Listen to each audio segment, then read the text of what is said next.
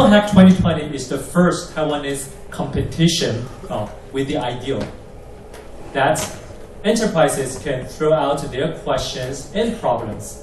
Startups try to answer and provide solutions. And together, we sincerely hope we can change the society and change the world.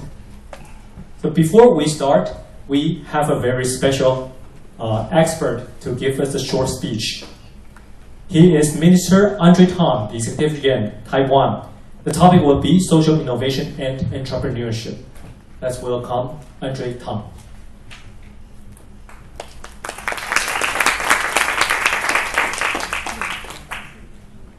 Hello, I'm Audrey Tang, Taiwan's Digital Minister. I'm really happy to be here virtually to share with you how Taiwan countered the pandemic with no lockdowns.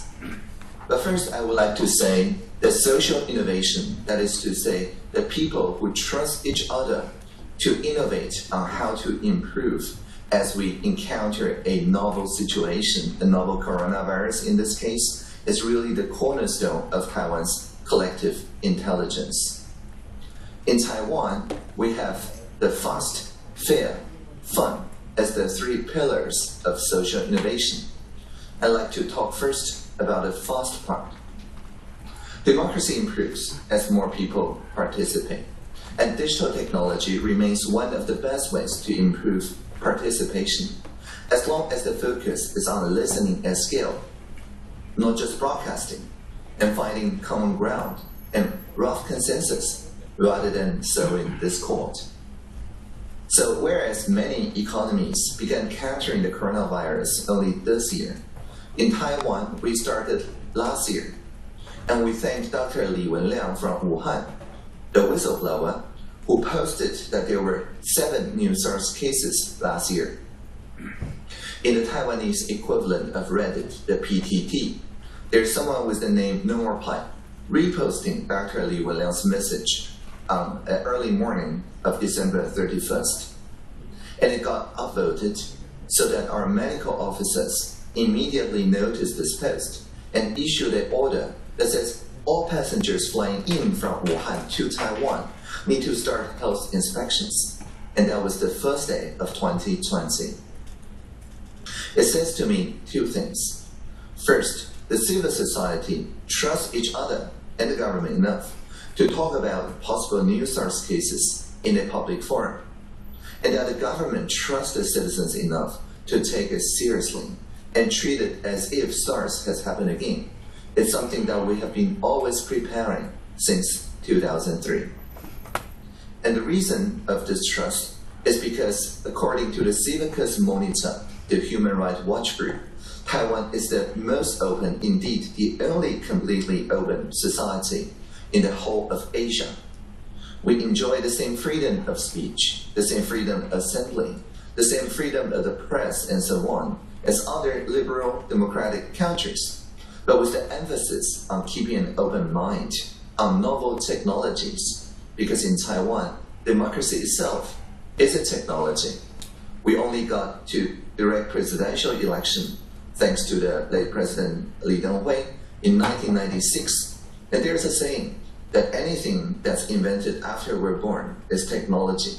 So in Taiwan, we're constantly looking at ways to improve democracy as a set of social technologies. One example. Every day, our Central Epidemic Command Center during the pandemic holds a live-streamed press conference. And a simple collective intelligence system in this case is a toll-free number that is 1922. Anyone with any idea coming in from the civil society can just pick up their phone and dial this number. Not only there's more than 90% chance of it getting picked up, you can actually ask anything about epidemiology, as well as contributing your thoughts to the CECC daily press conference. For example, it was one day in April when a young boy's family called saying, hey, my boy doesn't want to go to school because their schoolmates may laugh at him for wearing a pink medical mask. You see, when you're rationing masks, you don't get to pick the color. Well, the very next day, everybody in the CUCC press conference started wearing pink medical masks, making sure that everybody learns about gender mainstreaming. And the person in the middle, Minister Chen Shizhong, our commander, even said that his favorite childhood icon was the pink panther. And this kind of fast response builds trust between the government and the civil society. Another focus here is fairness. For example, when we ramped up the facial mask production, making sure that everybody can use their national health insurance card to collect masks from nearby pharmacies, fairness is the guiding principle. But the system to distribute the mask was not a government technology project. In the beginning, it's a GovZero project. In Taiwan, for each government website that always ends in something.gov.tw, for example, our national participation portal is join.gov.tw, the civil society, the civic hackers, can always change the domain name from the O to a 0. So once you do this change in your browser bar, you get into the shadow government that uses the same data, the same ideas, but take it to a different direction. And we call it forking the government. Important pronunciation, fork the government. Fork means not erasing what's already there, but taking it to a new exciting direction.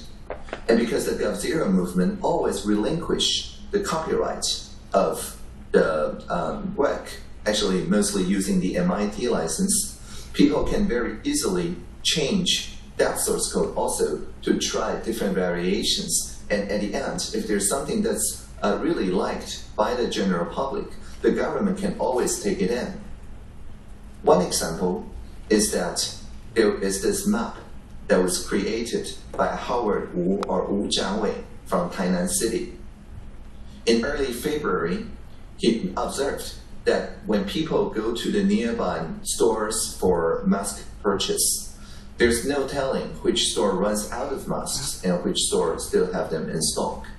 So instead of relying on social media, which may not be up to date and also is quite chaotic, he created this map, similar to the Ushahidi map, where people can voluntarily report which convenience stores, which pharmacies near their places still have masks or whether they run out of masks.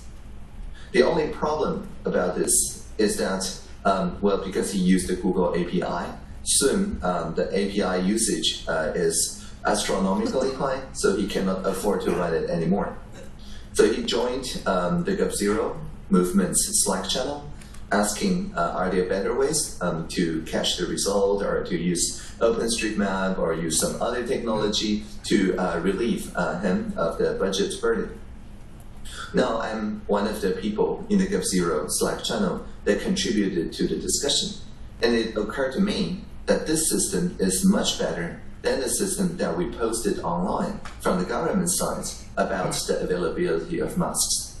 So I just went to the premier, Su Junchang, saying, hey, this young person here has a much better idea of how to visualize the mask availability, and we need to do all we can to support him. And this is what I call reverse procurement. In traditional procurement, the government sets the specification, and the citizens, the economic sector, implements it. But here, the social sector sets the expectation, the specification. The economic sector, such as Google, eventually waived the API usage fees. And at the end, the public sector's role is just to implement what the social and economic sector wants in a way of realizing the real-time API of our National Health Insurance Agency to make sure that everybody gets access to the level of mask availability in each pharmacy. There were more than 6,000 of them every 30 seconds. And that's why people can participate in the accountability when they're queuing in line.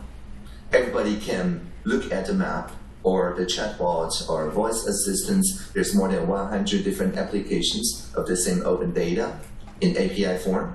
And if they swipe their NHI card and go to a pharmacy who shows at this moment 58 adult mask available, then they would expect that after the person before them swipe their NHI card and collect 9 medical masks, then 58 minus 9, that would be 49.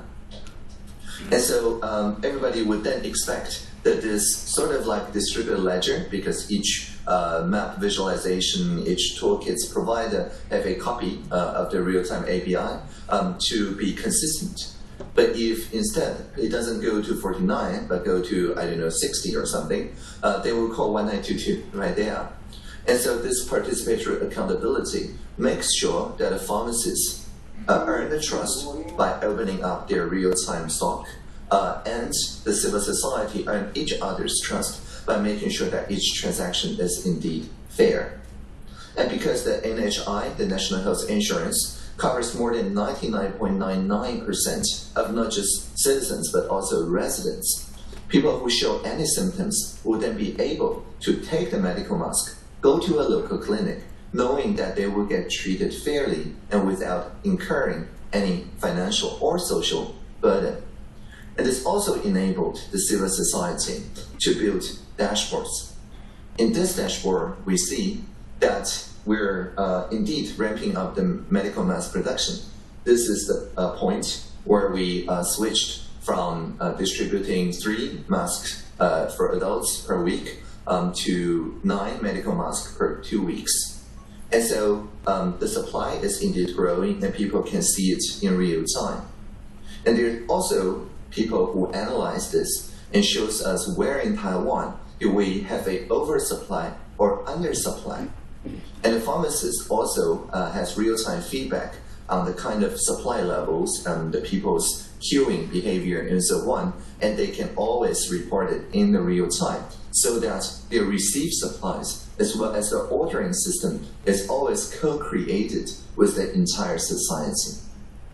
And based on this analysis, we saw that even though that we reached about 75% of people collecting medical masks and using it regularly, the numeric model shows us that to reduce the R0 value to be under 1, it's not enough to only have like 70% of people actually wearing the mask. We need to get to more than 75%, ideally 80%, so that the R value will be under 1.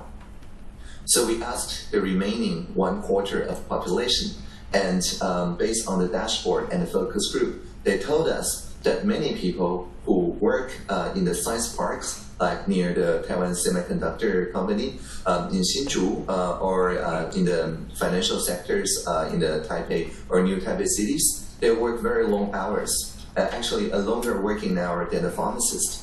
And so before, when we only rationed through the 6,000 pharmacies, they could miss the mask collection simply because, well, after they went off work, everybody from the pharmacies have already went home. And so we need to ensure fairness of all kinds. And that's when we started in early March to work with convenience stores, which opens 24 hours a day. And we use the NHI app, which can validate that you are indeed the person that registered in the NHI using the mobile provider's TWID identification, so that you can authorize that app the access to your SIM card. And if your SIM card is registered to your name and it matches your NHI card, then you can use that app as your NHI card and pre-order the mask to your nearby convenience store. And so you see our premier Su Zhencheng smiling very happily here, and that's because that's the day we started working with convenience stores. And because the convenience stores also served many people, there's more than 12,000 of convenience stores, and then they also joined this co-creation, telling us that even though that this moved the mask availability well above 80%, there's still like 10% or so who could not access the service, either because they do not have a mobile phone, like they're of the very elderly and they could not queue in the pharmacy either, or maybe they're migrant workers who do have a national health insurance card but do not have the mobile phone to their name. Maybe they use prepaid SIMs and so on. And so in early April, we further improved the system so that anyone with the NHI card can just go to any kiosk in their nearby convenience store, insert the NHI card to pre-order to the same convenience store to collect it a week afterwards. And that's when we distribute the mask to more than 95% of the population. And so we ensure fairness of all kinds. And I would also like to share the fun part in fast, fair, and fun. Because this is a stressful time and people do feel anxious. There was a lot of panic buying, a lot of conspiracy theories. And in Taiwan, our counter disinformation strategy is based on this simple idea. It's called humor over rumor. One example, when there was panic buying of tissue papers, there was a rumor that says, and I quote, there is a same material of the medical mask that's being produced in the tissue paper factories, and these were being rationed out to the medical mask production facility, so we will very soon run out of tissue papers, unquote. Of course, that's not true. The tissue papers and the medical masks are not of the same material, but because this travels outrage, it maybe has a R value of 3, like every hour, on average, each person would share to 3 people on social media. And so there was panic buying.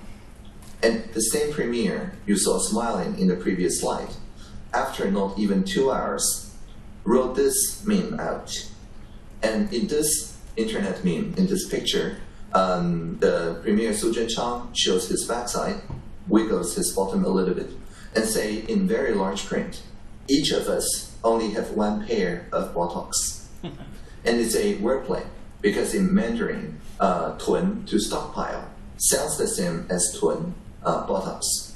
And so this is of course hilarious. Many people laughed about it. And because this travels on joy, on humor, it has maybe a R value of 5. So even if this rolls out after the original conspiracy theory, after a day or 2, this reached more people.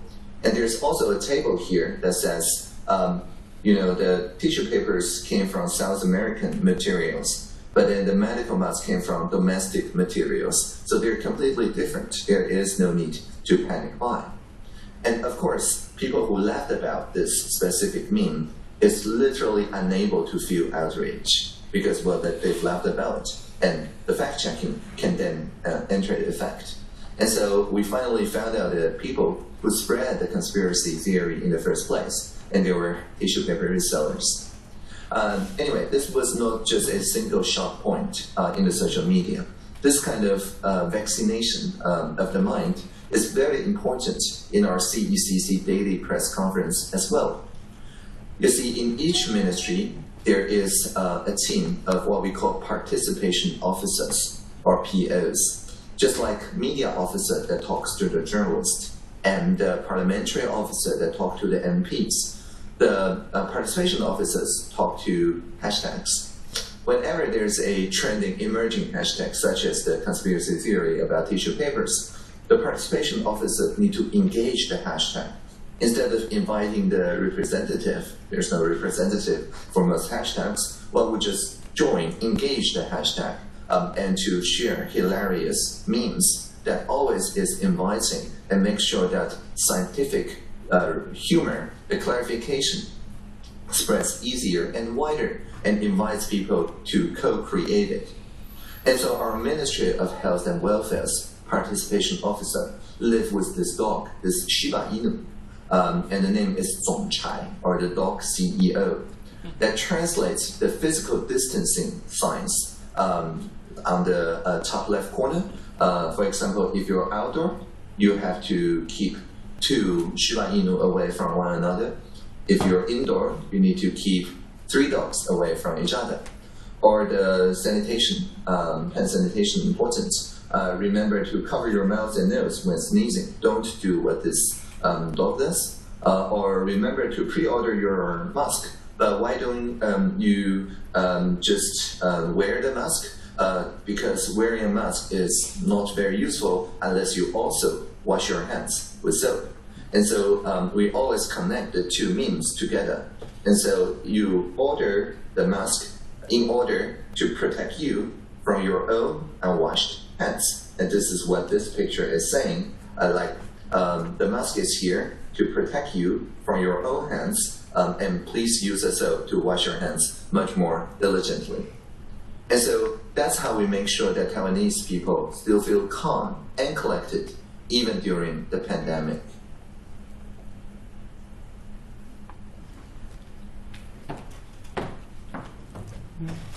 Thank you, Minister Tom. Thank you for giving us so many examples showing that individuals, companies, and governments can work together to make a better society.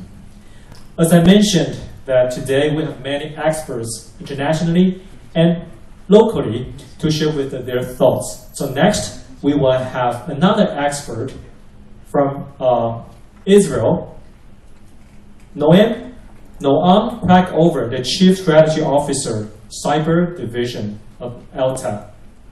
He's going to share with us cybersecurity in the digital era. Let's welcome Noam Pragover.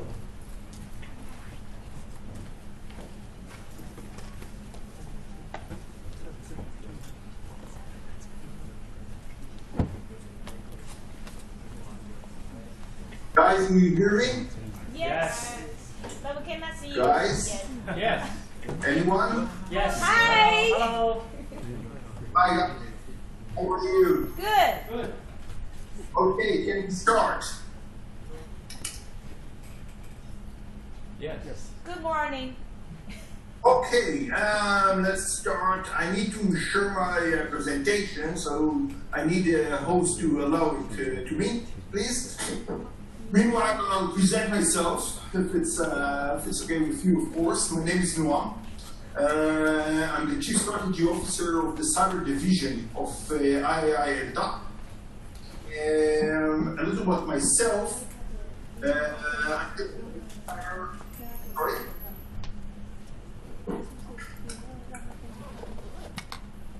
I think someone's looking at me. Hi, Noam. Does it work now? Yeah, it worked. You hear me? Yes, we and can Kello? hear you. We hear you perfectly. Wonderful. So, yeah, what we need to sure, yeah. Wonderful. And, Yeah. Oh, yeah. Okay, we can see you now. you should see the presentation because it's much nicer than myself. Okay, that's a good accident. Yeah. So, my name is Noam. I'm the Chief Strategy Officer of the Cyber Division in IAI ELTA. The Cyber Division is part of IAI, the biggest vendor in Israel. And it deals with a lot of things. One of them is cyber. A little about myself. I'm dealing now with cyber for almost 20 years. I started like new Israeli players in the Israeli military. I did different things, and a few years ago, when I retired from the military, I joined the Prime Minister's office, and I was one of the first team in the Israeli National Cyber Directorate. We were the guys who were responsible for cyber strategy, for the Israeli cyber vision. Of course, I didn't do all of these things, wonderful things alone. I did it with a few of my colleagues, and it was a fascinating time. And 3 years ago, I decided that I need to advance a little, and so I left the government and I joined the IAI ELTA and became the Chief Strategy Officer. I want to say something when we're speaking about digitalization and cyber and challenges and opportunity. People, government, organizations tend to speak sometimes about cybersecurity. I personally prefer to deal with cyber defense because digitalization changed all the world, all of our perceptions, everything. And as part of it, we have different opportunities, but we have different challenges. Now, it's much more than defense. In here, for example, we can see the outcome of what we call the Israeli journey. I personally prefer to call it the Israeli miracle. Based on our abilities in cyber and digitalization, mainly in the military, but not only in the military, as you can see here, we changed totally our ecosystem. Things become different. You can see here, for example, the number of academic researchers that we have in Israel. More than 10 times. We have 5 cyber and digitalization centers in Israel. We gained a lot, we earned a lot of money, as you can see, more than $1 billion, more than 10 times.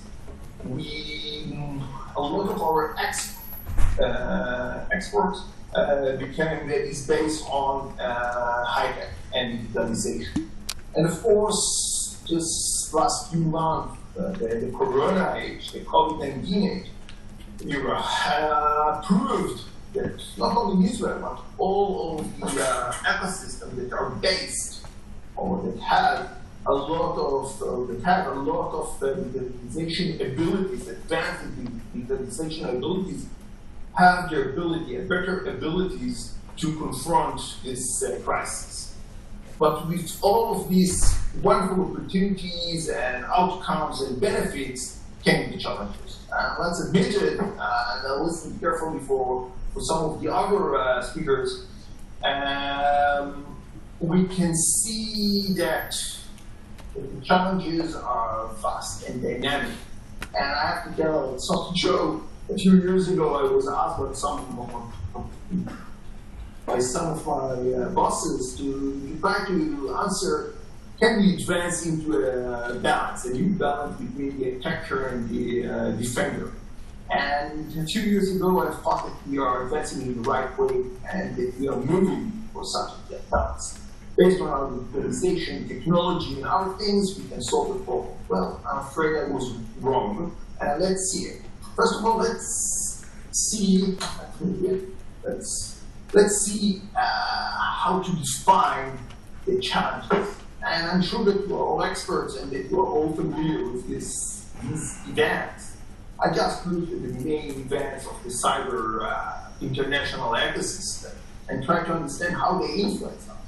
For example, what happens when a nation attacks a company, a private company like the sun, or when somebody is trying to steal a lot of money and nobody shares the information. Or, for example, when a superpower attacks the power grid, attacks the critical information infrastructure, or when someone is starting to use cyber as a weapon against digital systems. And of course, as I already mentioned, something happened in the last almost 8 months, more than 8 months, when we have to perform this COVID-19 things. When I started to compare the numbers, we can see that the huge jump of attacks, of different attacks, in the last 11 years. The number, the size, the scale. So, for example, I'm using MacBooks. I like them. What can I say? But for years, it was believed that they are better, that at least they are safe. Well, we know that they are not safe. We know that they have their own problems. And when I'm starting to look and try to identify all the trends, we can see very interesting things.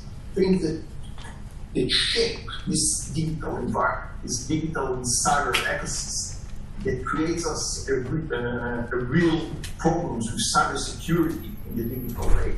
For example, the reference threat. I remember that when I started in the INCB, Israel National Cyber Directorate in 2013, we used to believe that the real threat is hacktivists. Well, this is a real nonsense, of course. And today we can see state and superpower level threat. And I'm sure that I don't need to explain to you. We live in Israel, I would say, in a rugged neighborhood. You have a very interesting neighbor. So this is a totally different ballgame. The rules of the game are changed because they have a lot of state and superpowers. They have a lot of different operational technology and technological capabilities. We saw the advanced cybercrime capabilities. I mentioned the SWIFT attacks, the Lazarus. I'm sure that you are all familiar with Lazarus, or the FIN7, the Russian FIN7. We can see a lot of money, and I'll show you, demonstrate in a minute what happened during the corona, what is happening during this time. And of course, the new technologies, the cloud, the IoT. Today we can see advanced attacks leading by an AI, and of course, a human defender faces a real problem when he has to deal with a machine. Or I mentioned your neighbor, the large-scale industrial espionage. This is a real problem. You know, I'm working in a military vendor, and we can see a lot of activities. Somebody is trying to steal our secrets. In one of the former slides, when I spoke about different events, I'm sure that it was possible to spot President Trump. We saw some superpowers and nations trying to deal with some other countries' liberal or based democratic systems. Hi, sorry, and again, we don't seem to see your slides moving. So I don't know if it's moving on your end or you're still on page one. What size? Let me see. We see the front page. Only Where the front page. technology. Yes. I'll do it. Maybe you could share another screen, the slide presentation one. Can you see it? Sorry, technical problem. We're still not there yet. That's why we need digital transformation.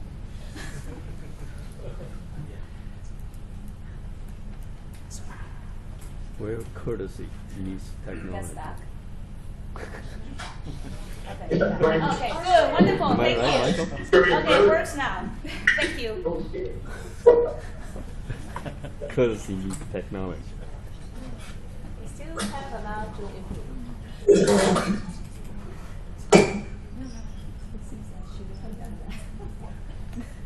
this better?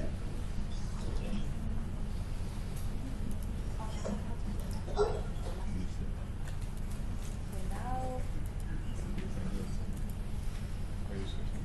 no, we are using this.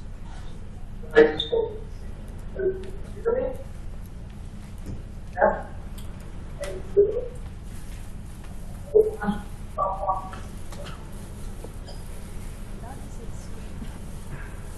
The live stream. Can you see it right now? Okay. Yes. Yes. Yes, this is right. Let's see if I can solve the problem. As you tell me, computers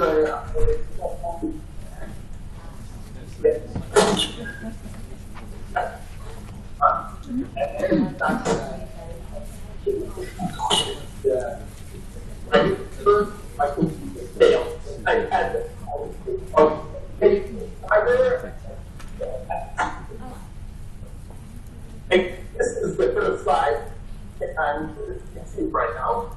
Okay, that's good. Thank you. Here, in this dimension, cyber defense,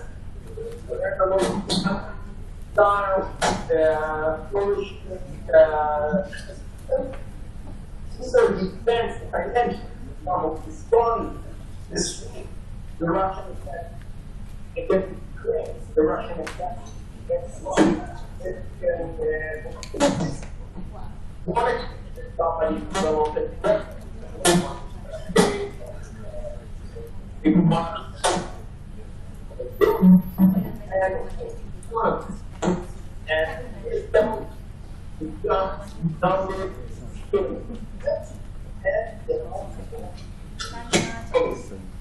So sorry to interrupt you again.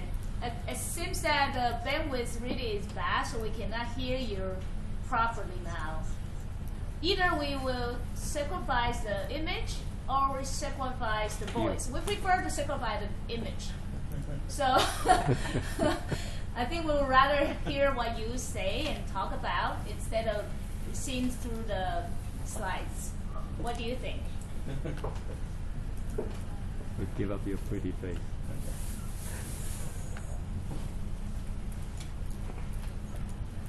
We'll see a lot of opportunities for future development in terms of.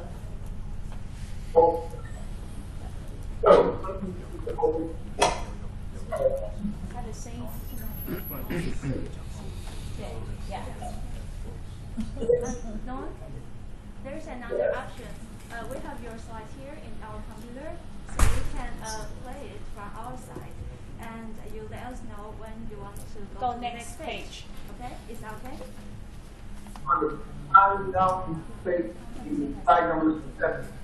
Number 7.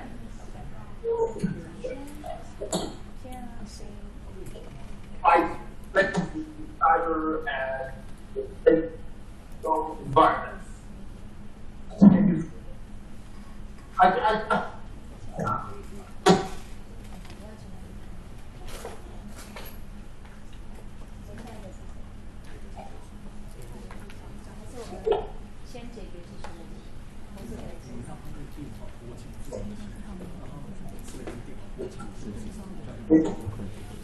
The right.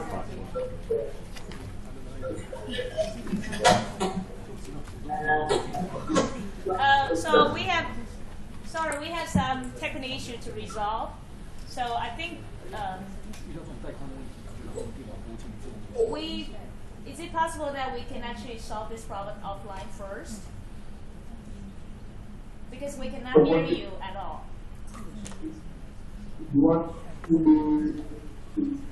You can call, if you can call the fixed line number from Zoom, that signal might be better. Currently, if it takes the bandwidth of the internet, your voice basically is inaudible. So what we can do is that we can actually try to solve this problem offline first and via Zoom. Otherwise, we will miss a lot of important information you try to delete.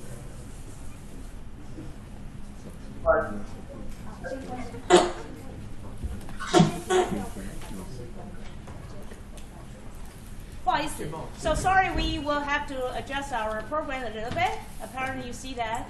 A lot of business opportunities for you guys to develop. Okay, so we're going to move to the next program first until we solve this problem. Okay, I think there's a lot of interesting things there. Yeah, since the live streaming doesn't work very well, it's fine. We always have plans to prepare for this. So next, as we know, this Global Hack 2020 is very famous. So many international teams also want to join us. Also join us. So later we will show you 2 videos from Israel.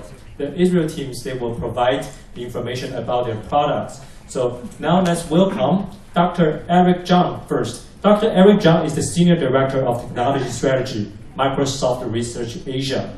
And he works on IP, portfolio management, starting research themes, and guiding technologies to real-world impact. His topic will be AI-enabled digital transformation. Let's welcome Dr. Eric Zhang. Good afternoon to the audience here, and good morning to the audience in Israel. So it's a pleasure and an honor for me to be invited here to give this presentation and talk about how to use AI to empower digital transformation. Today I'm going to speak English, but my slides are a mix of English and Chinese, so hopefully that will help the audience members here. So can you please bring up the slide?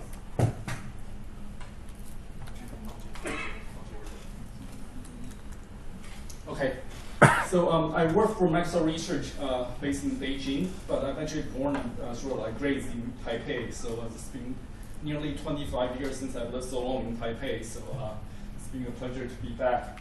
So today I'm going to talk about using AI to empower digital transformation. So it's a very, very popular term now, digital transformation. As earlier this morning, someone was saying that all companies, so this is from our CEO, Satya Nadella, all companies will become technology companies. And through becoming technology companies, they have to go through this digital transformation.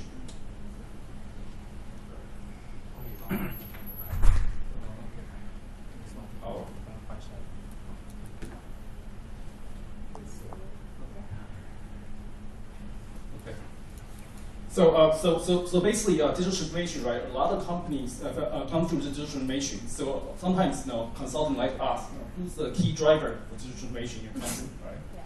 So of course, I mean, some of you might have seen this already. It's been popular on social media in the past few months. So instead of CEO, CIO, CFO, or CPO, right? The real driver is actually COVID-19. So it's truly, I mean, in a sense, like if you think about a lot of companies before, they were thinking they were dragging their feet and saying, oh, it will take us forever, for example, to allow like people to work in remote fashion or like in a hybrid mode, right? But through COVID-19, basically people are forced into working remotely.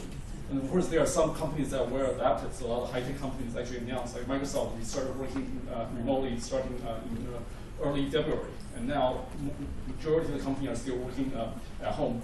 But there are some other companies, for example, that have huge issues with that. So my topic today is about AI. So AI is actually a very, very old topic. So this is a photo of the famous 1956 Dartmouth conference, where this is a conference where AI as a concept is announced by basically McCarthy and Minsky and other professors, right? And then in 2006, they actually had a reunion. So you can see that it's not a new concept. And then if you look through the waves, or you can say the development of AI, you can see that there was a peak around 1958, right after AI was announced. And then after that, it sort of died down for a while to realize the limitations of AI. And after that, in 1980s, like 86, 87, so the neural net came about, so there was another peak. But then after a few years, it also died down again because people realized at that time that there was still quite a bit of limitation. So the third wave, which we're at now, is around 2006, that's when it really started. And now, actually, people are getting more and more excited about AI because people realize that you can do many things, right? You can actually do from playing like Go to actually recognize faces to sort of detecting a lot of signals that you get from IoT devices. So basically, we are definitely essentially reaching the new sort of age of AI, where AI is actually helping us do many tasks. And I work for Microsoft Research Asia, which is basically a fundamental research lab in Microsoft. So we have about 250 staff, and over the years we've published like over 5,000 papers and 50 plus best papers in 6 major research areas. So you can see that our research areas cover a lot of different topics, from natural user interface to AI to multimedia or like big data and compute. So essentially, you can think of us as like a bunch of professors that you will find at Berkeley or MIT or Stanford who are actually doing fundamental research. So it's very unique for Microsoft to put this kind of long-term investment. Bill Gates actually founded the Microsoft Research Lab back in 1991, so it was over 30 years ago. So it's actually close to 30 years ago, so it's actually a very, very long history. And we've been sort of very fortunate in the sense that we've actually achieved a lot in AI over the past few years. So you can see that we've actually gradually achieved human parity in many different capabilities. So our system was able to sort of recognize pictures as well as human beings. Like back in 2006, we actually did 2016, we actually did a better job than human beings on ImageNet. And then in 2018, we actually did a better job on reading comprehension, or as good as a human can in reading comprehension. And then in 2018, we actually surpassed the ability of human translators in doing news translation. And then recently, we actually achieved human parity in terms of conversation question and answering. So if you think about question and answering, it's basically, I'm sure a lot of you have like taken questions on GRE or SATs. So essentially, be able to look at those and sort of answer AI. So you can see that we have definitely reached a level where AI capabilities are helping us to fulfill tasks that used to be impossible. So now we have the power to actually enable and empower a lot of digital transformation. So at Microsoft, we look at digital transformation primarily in 4 major dimensions. So one's to enhance communication, like how do you communicate better with your customers, and also how to upgrade both your product and services. Right? For example, We actually earlier this morning we had a discussion about, for example, Starbucks. It's been a great example. Starbucks is more than just selling coffee. I mean, it's actually selling user experience. It's like giving you like a third place to meet, and also through their app, they really give you a personalized experience. Optimize. There are a lot of ways, for example, for AI to essentially optimize and make choices for the company. That's further streamlining the operation of the company. And last but most exciting part is actually empowering the employees, because I'm sure everyone's excited about our work, right? But I'm also sure that not everything we do at work is very exciting. Right? I can personally say that over at least 30% of my work is not all that exciting. So I'm looking forward to the days that AI will actually reduce the amount of time I have to spend on this less exciting and interesting work, so I can focus on more creative type of work. And this is not just for researchers like me. This will be happening for doctors, for lawyers, for salespeople. I mean, basically, this will happen across many industries. And this is the sort of standard AI slide you see now, the ABC. So ABC is the foundation for digital transformation or for AI. So A usually stands for algorithms. It's basically the new AI-based algorithms that we have for machine learning. B is big data. So the sort of recent wave of AI is really based on lots of data. So without sort of this kind of platform where you can collect and sort of curate a lot of great data, it's very hard essentially to train up these machine learning systems. And you do have a lot of data that you need a lot of computation capability. So the fact that we have a lot of computation capability available on the cloud that allow you to essentially tap into 1,000 GPU or more than 3,000 GPU servers at once, that allows you to train these new AI models. But I will argue it's more than just ABC. It's more like using the platform to do tasks for a lot of different industries. So to do that, we really need to have a platform, right? So Microsoft is a platform company. So we actually focus on providing a platform. And by using the platform, we empower large companies, small companies, or even individuals to really tap into the power of AI to help solve problems that they care about. Right? So it could be as big as a large company trying to automate how they serve their customers, to as small as an individual wanting to sort of better way of tagging all the collection they have, or all the images and other collection of images they have at their home. So we can turn from ABC to A, B, C, D, and E. Right? So D is for domain. So AI, as I mentioned, is really about machine learning nowadays. And to do machine learning well, you need to have a lot of data. But not all data is good data. You really need to have a domain expertise to really understand what's the high quality data that you can actually use to train up the system. Just like a person doesn't just learn by just walking around the world and absorbing all the information. They need teachers to teach them and take them through different stages. Right? So you learn the alphabets A, B, C, D, and E first. And after that, you start to learn words. And after words, you start to learn phrases. And after that, you start to learn grammars and sentences and things like that. So you basically, people, when they learn, they go through a stages of curated data. So that's what we need for domains, right? So in the financial industry, you know, if you really want to figure out how to know your customer, right? Then you need to know what's the key criteria for knowing your customer. It's more than just their name, their social security number, and things like that. It's more their relationships, where do they get their income, what's their relationship with other people that's already in the bank. So those are the special domain expertise that you need from those professionals in the domain. And E stands for ecosystem.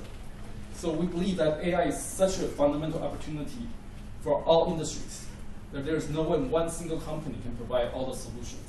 Instead, it has to be essentially a whole ecosystem, ranging from consulting firms that can really dive deep and not only knowing how to solve a problem, but actually how to deploy the solution, right? Because that's a very skillful art, actually, to actually convince a large organization to actually adopt technology and to be able to use it effectively. So it will be an ecosystem, and Microsoft as a platform company is really dedicated to essentially empowering the whole ecosystem.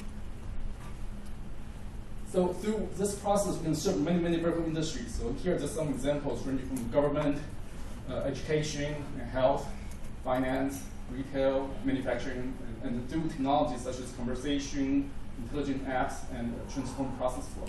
So today I'll give some examples on some of the cases we've done in different vertical industries.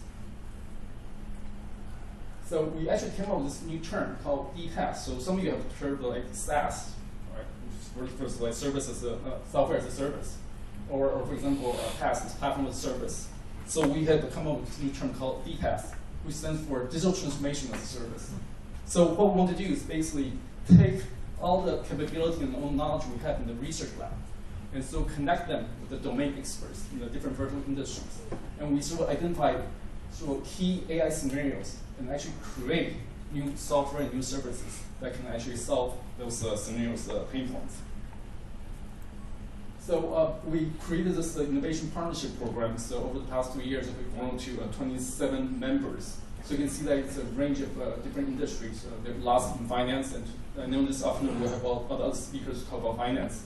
So 11 companies in the financial industry, and 4 in transportation and communication, and 3 in healthcare. So you can see that there's actually a lot of excitement about using AI in a lot of different industries, and there are also some in manufacturing and in startups. So also it's a nice range. So by using the examples from this program, I hope to sort of show you the opportunity for using AI to do digital transformation. And lots of these opportunities will actually be for small companies. Because small companies have unique advantages in terms of trying to reach these markets. So what do we want to use AI for? So I use 3 P's to indicate essentially what we can do. So the first P is precise or precision. So how can we be more and more precise in how we deliver our software or services? And 2 is personalization. And 3 is plentiful. It's really how do we make it available to all people and all organizations. So speaking of precision, so here's an example. So this is a collaboration we had with the OOCL, which is one of the top shipping companies in the world. So what they do is basically they ship containers all around the world. And the problem they have is that the containers need to be at the place where there are goods to be shipped, right? So they need to know, for example, if there's a container going from Long Beach, California, back to Hong Kong. Are you there? I'm here. Sorry. It's the AI.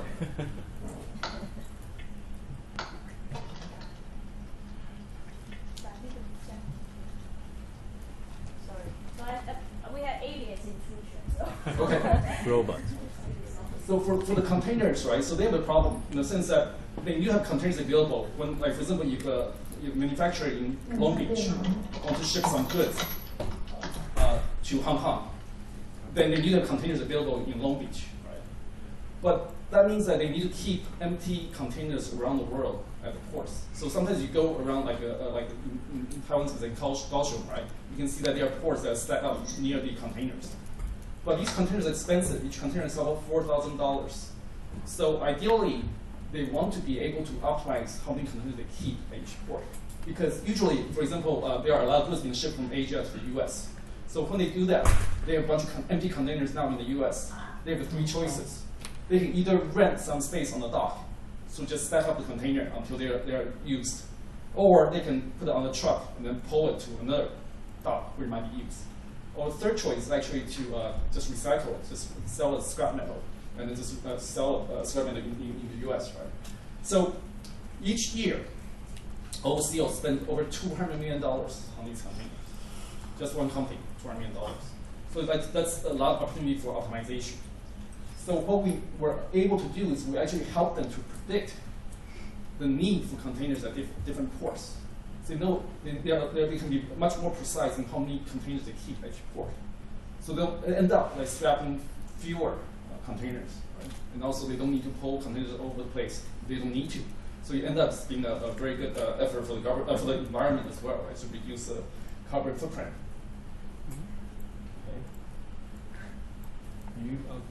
Okay. Okay. So basically, so over $10 million savings. So another example is in the healthcare space where we collaborate with Pfizer.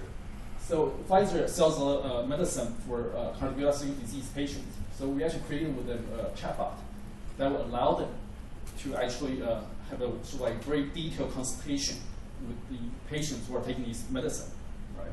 Because usually people don't know well how to take the medicine. Like for example, you say, take the medicine after meal. What does after meal mean? Is it 30 minutes after meal? Just 60 minutes off the meal, and then perhaps you fly to the U.S.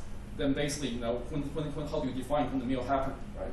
So basically, this kind of chatbot can actually provide guidance on how to best utilize the medicine, right? That's something that's not possible right now. I mean, now you basically get a big sheet of paper in the box that no one ever reads, right? Another example is, again, collaboration with Pfizer and also with the Peking Medical College Hospital is fungal image classification. So each year, over 1.5 million people die from fungal infections that happens in the hospital, and basically you have fungus that growing inside your body. So they need to be able to classify the right type of fungus so that they can use the right antibiotics. But a lot of doctors, especially in less developed markets, do not know how to classify these fungus well. So we use AI to essentially provide this kind of live reference book so that the doctors are more confident in sort of diagnosing the type of fungus and how to use it correctly. So going from precision to personalization. So the benefit of AI is that computers are cheap, right? So you can actually make AI available, and then you can actually customize it to each individual. So the example we have here is we actually collaborate with Pearson. So Pearson actually published the Longman Dictionary. I'm sure a lot of you, when you start learning English, you use the Longman Dictionary. This is one of the oldest English dictionaries in the world, over 300 years old.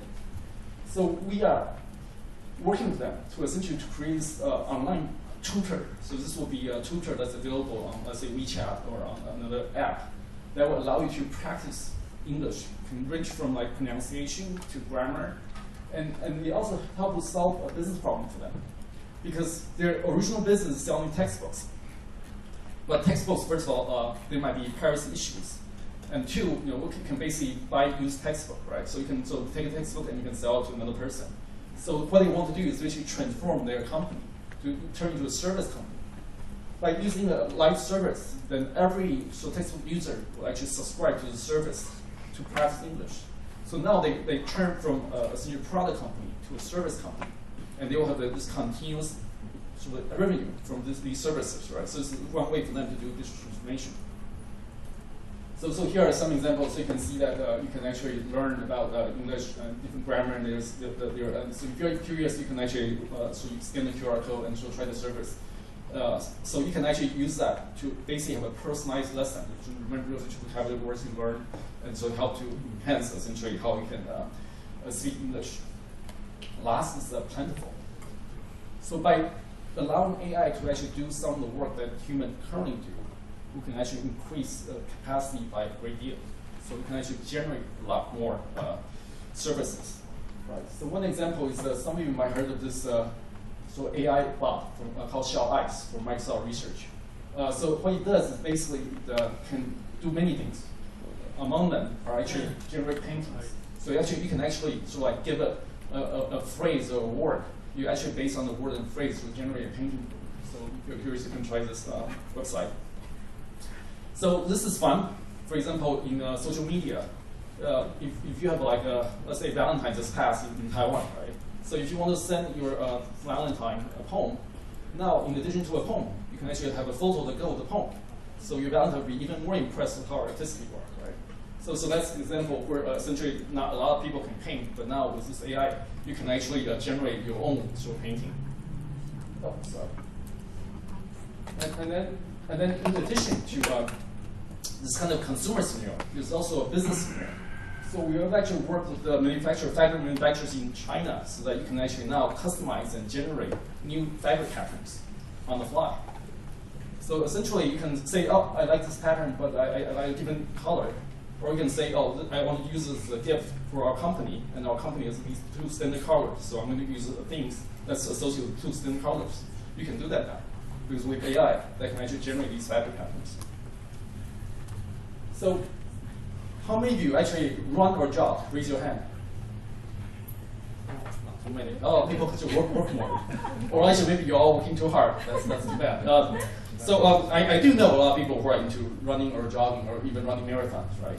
So this is a chart to talk about how do we actually identify key problems and key stakeholders, right? So if you look at jogging or running, right, you can have a different degrees of effort. There are people who are fans who either claim they like to run but never actually run. or they just watch people run, right? Right? But they buy very nice shoes, right? Right? And then about that, there are enthusiasts who actually would go out like every day and run. And then above that, there are people who are prosumers, right? Who actually run at least 1 or 2 marathons a year, right? And actually they care about personal best time, right? So actually they actually try to improve best time. And above that, of course, there are pros who actually are like basically trying to not just improve their personal best time, they try to do the best in the world. So of course, at each level you go up, you increase the level of effort you have to put in. So AI is hard, just like running and jogging. Digital transformation is hard, just like jogging. So my advice to people is, when you talk to customers, you better figure out what level they're at, right? Because a lot of people are fans now. I mean, basically, any dinner table, everyone can tell you about AI. So that's nothing new, right? So basically, you better figure out whether the person, the stakeholder you're trying to sell to, is at the pro level. I mean, they're willing to pay you very, very large amounts of money to actually improve and become the world's best at AI. Or they are at sort of prosumer stage where they say, I just want to use it to improve my health. I just want to improve my company operation. So maybe I won't spend $2 million, but I'm going to spend $200,000. Right? But if you are just reaching someone at advanced level, then they might be willing to buy your book. But that's quite it. So basically, you have to figure out. And that's my advice to the last startups here, is that if you want to create and lend technology, you really have to think about these different dimensions. And here I actually use some examples because both Israel and Taiwan, people have told me and say, oh, the market is too small, so it's very hard to be global, right? So I actually picked 3 examples. Coincidentally, they were all acquired by Microsoft. So Skype was started in Estonia, right? Estonia's population is less than 3 million, so for people who have been to Estonia, right? And then it was acquired for over $7 billion. Minecraft is from Sweden, it's not a huge market either, and it was acquired for over $1 billion. And GitHub is from Russia, right? So it's not a huge sort of like a programming market either, but it's over $2 billion. So essentially, I would say that it's really your own sort of perspective and your own vision that limits you rather than your market. Right? And there are plenty of huge, big multi-billion companies in Israel, for example, that has been acquired or like that has gone public over the years. So, but of course, it's great to have a global view, but you also need to be very concrete and focused on what you're trying to do. That's why you look for concrete, urgent, and also technically solvable problems, right? Because even though I come from a research lab, and we have actually worked with a lot of vertical industry leaders to actually deploy AI applications, I can tell you, being a startup, it's not the best time to do research, that's for sure. You really want to figure out a problem where technology is the last of your problems, because usually those are very, very hard to sort of predict, and if you do not have that well in hand, it will always take 3 times as long as you anticipated.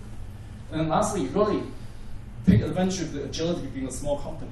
I can tell you for sure, I used to work at startup before I joined Microsoft. When I started, I was employee number 15. I was in a company called Nuance Communications, right? So as a small company, everyone, a whole company fits around the lunch table, and you can definitely be a lot more agile as a small company compared to a large company. So I see that's the strength for a startup. So lastly, have a global view and a view of the future. So we are in this space now, some people call it the new normal, and some people call it never normal, which I think is actually probably more apt. So never normal is basically change is constant, right? So one example is this upcoming new wave on mixed reality, because I've talked about AI throughout my talk, but I tell people that mixed reality actually be a bigger impact in 10 years in AI. So let's look at what AI or what mixed reality can do.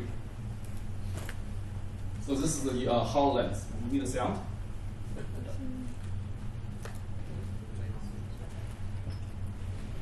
So you can see that with HoloLens, mixed reality, you can actually sort of like design, right, in a virtual space. You can collaborate in a virtual space.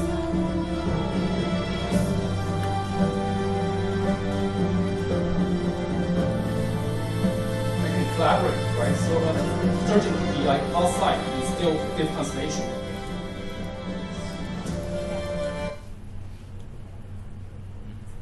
Okay. And then, for example, I mean, a stage designer can actually design a new stage without actually being there, right? And this is actually being used. I mean, some of you might have seen the the show in Las Vegas is called Cirque du Soleil, and they are actually using HoloLens actually to create new sets. And each of those sets, how many have actually been to Vegas to see those circus shows? Raise your hand. Right. Each one of those shows costs like over $50 million in investment. So it's more than the startup actually. So each show is a huge startup, and they are actually using HoloLens to help them to create this kind of new stage and new shows. So let's use another example. Let's imagine a designer in 3 or 4 years, using something like mixed reality to help them do work.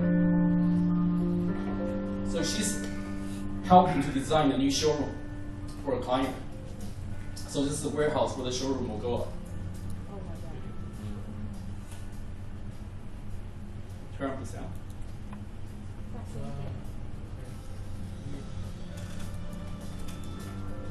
So she can actually look at what the showroom will look like, right, of the design.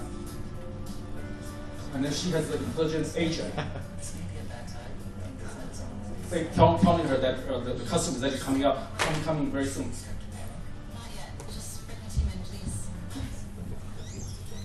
So she's actually calling her partners, right, in different parts of the company around the world, in New York.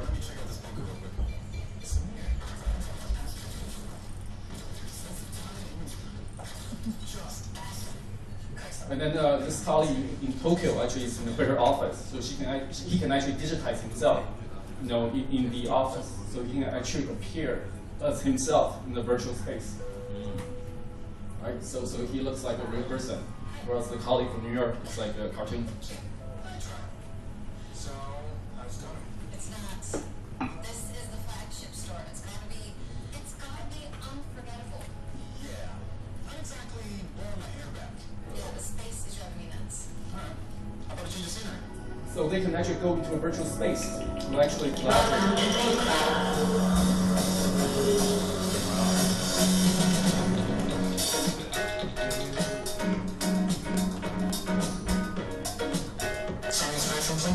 And then AI will actually provide inspiration, examples of how they can design the showroom.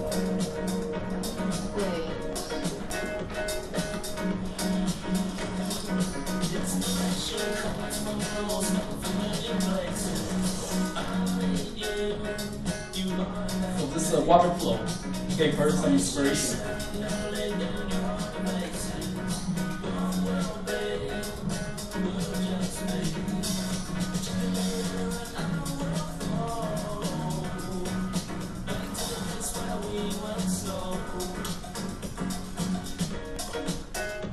Okay, so it's a much better design when the customer has come. Real-time translation.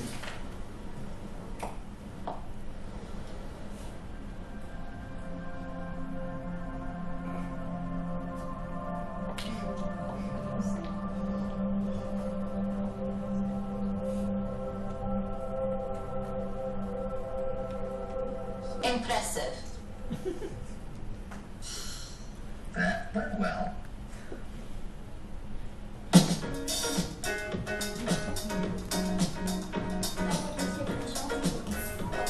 So this might look very sci-fi to you, but I guarantee you, in less than 10 years, this will be commonplace for everyone to do this. And just like that. We still need to go by reality now. Yes. For now. Introduction of HoloLens to our operator. So,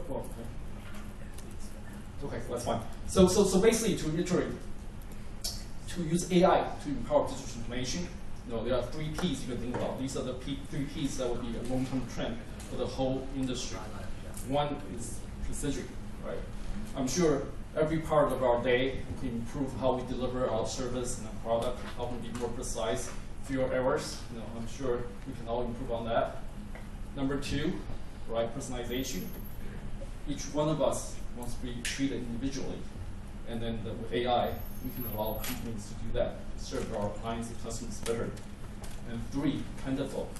With the power of AI, it's more than just serving your local market.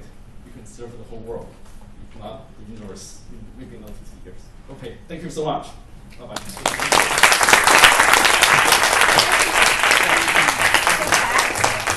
Please remain on stage. gift from our Yeah, we have a little gift from our chairman. Thank Chairman you. Chen. Yeah, thank you for sharing with us this wonderful speech. Thank you. Please look at the camera, please. At the center. At the center, please. Okay. Thank you. Thank you. Please be seated. Next, when we are waiting for Mr. Backover to come back, we will have another speaker to share with us his thoughts. We would like to welcome Mr. Matthew Lee, former Visa China country manager and the former CEO at PayPal North Asia. And his topic will be demystify the fintech myth.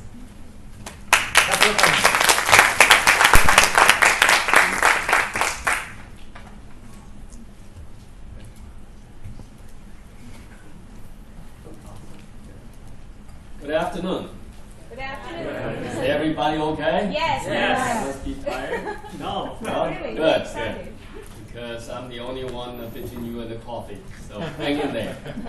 You'll be there. Don't worry about it. All right. I'm going to talk about fintech today.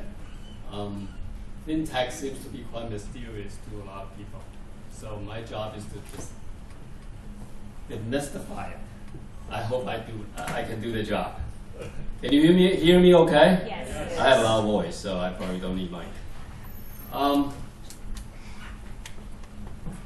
By the way, I'm very happy to be back here in Taiwan. I'm stuck here. So, I did this presentation on my own without assistance. So it will be the picture will be not as exciting as the previous one, but I'm sure the content is. All right. What I'm going to cover today is what is fintech. And to understand that, I think we need to understand the evolution of fintech. And I'm going to show you some business cases. And the last then we'll talk about what is next for fintech, which is Bank 4.0 and Payment 4.0.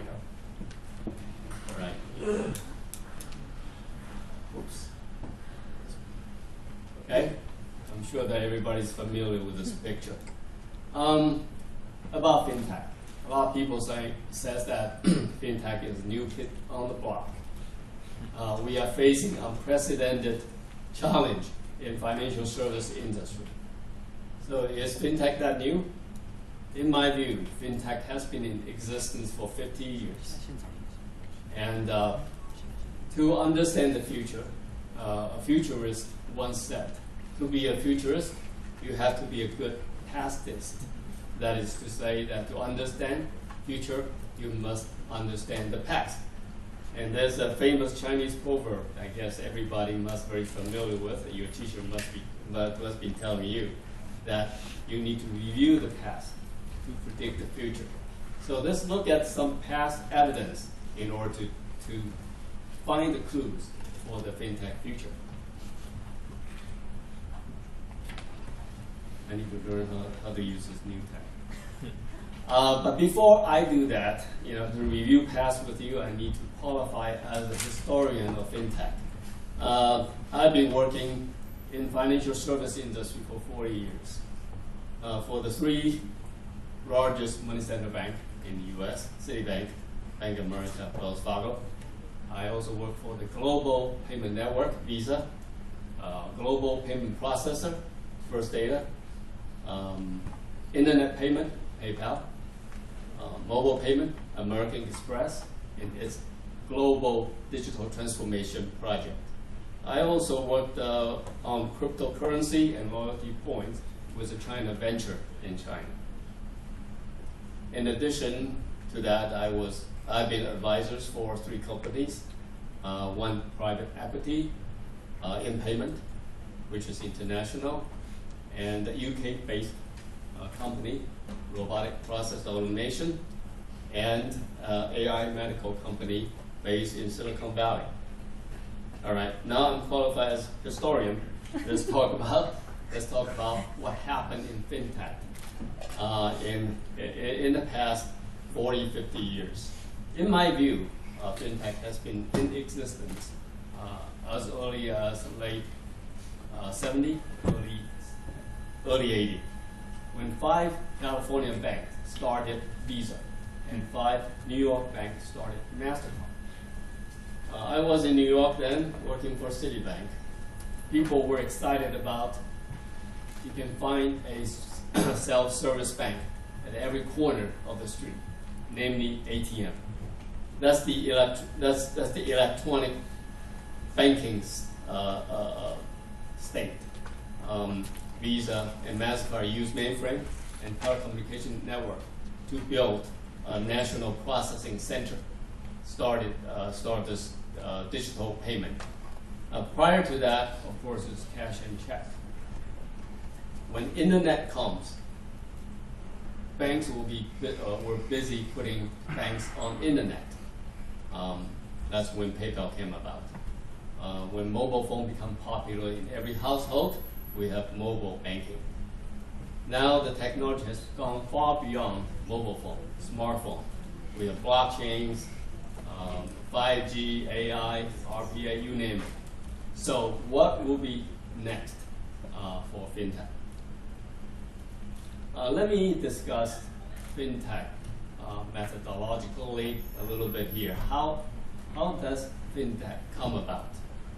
Normally triggered by a major event such as new technology or event like COVID-19. Somebody show a chart, I guess it's Microsoft. Who is the one has the most innovative idea? Something like COVID-19 instead of CEO. With the new event, it will drive new demand by consumer. And then company will start finding solutions to satisfy that demand. And most of the time, the solution are done by using technology. Here, I would say understanding of problem is much more important than finding solutions. I was sharing with Chairman Chen that Taiwanese students are very good students. They study well. If you give them a question, I guarantee you 99% of them will find a solution for you. But the problem is no one defines problem. Define problem is number one. It's the hardest piece.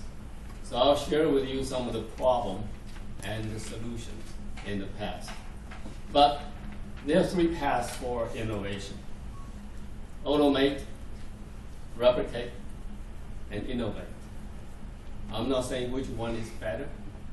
Whatever makes you money is better. Automate is basically iterate, that you copy. You design by knowledge. Robotic process automation is a recent tool for automation. Replicate, follow, copy and improve. I here use a very famous example. Alibaba, eBay. Alipay, PayPal. Jack Ma may disagree, but that's a fact. They make a lot of money by copying. Nothing wrong with that. Okay, I'm telling you startups. Okay, there are a lot of examples you can follow and improve. Don't shy from it. Okay, you don't need to reinvent from wheel. But innovate, that is really reinvent the wheel. It's disrupt. Why is it disrupt? It's radical. It is different. But innovate will get you more and better. Here I use an example of Elon Musk. Actually, Elon Musk and Peter Thiel invented PayPal. He's doing SpaceX, but we'll talk about the first principal design idea, or from 0 to 1. Basically, they disrupt the market, and PayPal now is $200 billion company, and Tesla, of course. I don't know how much that worth, $500 billion. Anyway, these are the 3 paths of fintech, and I'll give you 3 examples, and they probably represent each of them. In 1988, as I mentioned before, Visa came about in 98, and all the banks want to issue cards. To be a successful issuer, you must do the following three things right: acquisition, retention, and activation. MBNA, the bank I used to work for in Delaware, along with Capital One. You probably know Capital One better than MBNA, but they are the same. Okay. They're not the same, I'm sorry. I mean, similar, but they're competitors. They're all based in Delaware. They were founded in 1984. A small bank, no branches, no customers. How do they reach out? They invented this affinity card concept. Basically, the partner was. Hey, sorry, is this better? Yes. Okay, sorry We about save that. you some energy for questions. Save me some energy, huh? Yeah. Okay, if this is better. So they don't have customers, they don't have branches. I mean, it's a small bank in Delaware, maybe a few branches. How do they compete against Citibank, Wells Fargo, Bank of America? Huge. So they invent this affinity program. They partner with associations like airlines, dental associations, colleges. From that, they get the customers. All the customers have the same risk profile. So this is the old version of big data without having data. This is the big data concept. All right. So with that, they were number one in card issuing, and they become very successful as a national franchise. And not only that, they were successful in Canada and Europe. And eventually, they were bought by Bank of America in before financial crisis for $25 billion. Everybody they were rich. Here I'm showing a Taiwanese co-brand card by Taishin. But anyway, this is a big data example without technology. You don't need technology to be innovative. Next example, pay online. When internet came, and everybody wants to go online, go to internet. The sellers want to sell on internet. The buyer wants to buy online, but there's a problem. No buyers wants to share their financial information online. But Visa and MasterCard, they were they couldn't see the forest for the trees. They're too close. So all they did is copy the existing process on internet and ask consumer to offer Visa, MasterCard information online and then switch to bank. The user experience is really bad. And the merchants, no banks will sign up merchants because the seller are too small. They don't have enough credit history. So Elon Musk, of course, came out and you simply use email. You provide me with your information, I'll keep it for you, confidential. I will not share that with seller. Okay? And you go ahead, feel comfortable and pay. And sellers, they set up a master account. All the sellers can be sub-accounts of PayPal. And every sellers get a bank account, get a payment account, and they receive money online. So simple as that. Simple as that. PayPal became a $200 billion company. So, I mean, you don't need the huge, advanced technology to build a company like that. Third example, mobile payment offline. We talk about going from offline to online. Now, how do you go online to offline? You all know about WeChat and Alipay. They became so successful online. They have so many customers, but they want to go offline. They want to compete with China UnionPay. Well, the traditional thinking is, okay, let's issue Alipay card. Let's issue WeChat card to all the consumers. Let's build a POS network to accept cards. No way they can do that. No one wants another card. And building a POS network is tremendously, prohibitively expensive. No way they can do that. Guess what? They use QR code. Man, QR code. I remember 40 years ago, a salesman came to my office, show me the barcode. Say this is the most advanced technology. Can help you uniquely identify something. Oh, I laughed at that technology, but look at this. They built an empire. They have look at the volume they created. They knock everybody, they knock China Union out. So innovation, these are real powerful innovation, guys, but doesn't need super technology. All right, so with that, with the past, with the history in the book, let's look at what the future might look like. Again, this is my own personal opinion. There's no research done, just based on my personal experience. I think there are four areas: cryptocurrency, blockchain, 1, robotic process automation, 2, and I'll talk about fintech 4.0 and payment 4.0, and then bank 4.0. Cryptocurrency. I don't know how many of you own Bitcoins. My son's birthday 2 years ago, I gave him a Bitcoin. Wow. $3,000, $3,000 a piece. Now it's it went as high as 20,000, but yesterday was 11,000. That's still good, right? Bitcoin was launched in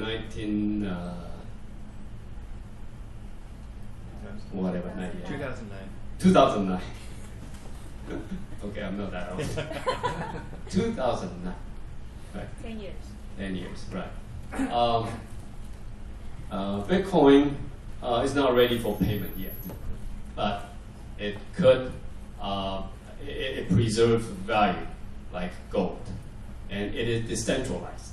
Decentralized in the sense that there's no third party control or can produce it. It could become an important factor for a digital economy. Now, there are other functional cryptocurrencies, such as Ripple. They're doing cross-border remittance payment, cross-border payments to replace, and P2P payments to replace SWIFT. And the other one is Ethereum. They are in joint venture with Amazon. Of course, you all know the Facebook Libra, which was stopped by the government. But the cryptocurrency will become an important piece of digital economy for sure. Blockchain. Blockchain is the underlying technology for Bitcoin. Again, it is decentralization with trust. And theoretically, blockchain can replace Visa, MasterCard, and anything that require centralization. Actually, centralization is has a very high cost for the society, for its operational cost and controlling and so forth. Decentralization is an alternative to centralization. I'm not saying decentralization will ever replace centralization. Human beings require a third party. But decentralization will play an important role eventually. China just recently built a national blockchain-based service network to be the backbone for interconnectivity for mainland China. Now, robotic process automation is much down to earth as opposed to blockchain way up in the sky. We don't know what's the next. But robotic process automation is very real. It is a set of instructions for robot or bots to perform. It basically it is a set of instructions like computer programming to allow robots to perform tasks, which, for example, bank account opening, credit analysis, expense reimbursement, and legal research. Most of the time these tasks are repetitive, time-consuming, routine, and with RPA you can do it 24/7 all the time and error-free. And I think you all know about KYC. It is very important to bank. So, but it is very time-consuming for the bank clerk as well as for consumer to fill out the information. So that is why it is called kill your customer. Because it takes up so much time, you just pissed off your customer by filling it out. So with RPA, let's kill the robots instead of kill the human being. Now, pandemic really turbo boost consumer behavior change. You know, people want to do things at home, remotely, including banking, fitness, education, shopping, gaming, and more. And there are many consumer apps that has become very popular and doing great business. One example is Rocket Mortgage. They do online mortgaging. As you can imagine, I mean, people are getting, still need a loan for their house, but they don't want to go out.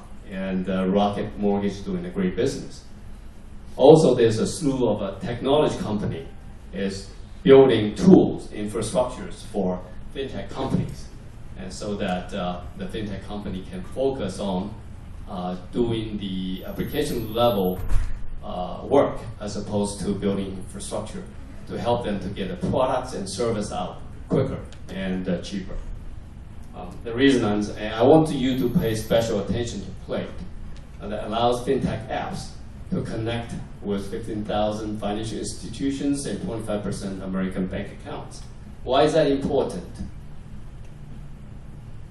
Because again, you know, if somebody else help you do the infrastructure, you can focus on servicing your customer in terms of personal finance, lending, wealth management, payment, business financing, even crypto exchange.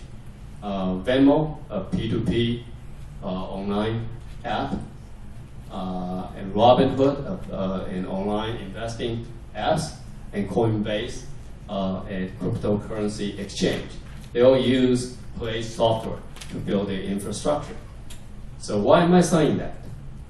What I'm saying is, with all these technology, all this technology infrastructure provider, tools provider, bank services can be unbundled. Many companies can do what banks doing. If you look at banks' 3 core functions, a money store, which is deposit, credit, which is lending, and the payment. Those 3 functions today can be done by everyone, can be done by every financial service company. The only thing that the banks get to keep is money store, which is by regulation for risk management and monitoring purpose.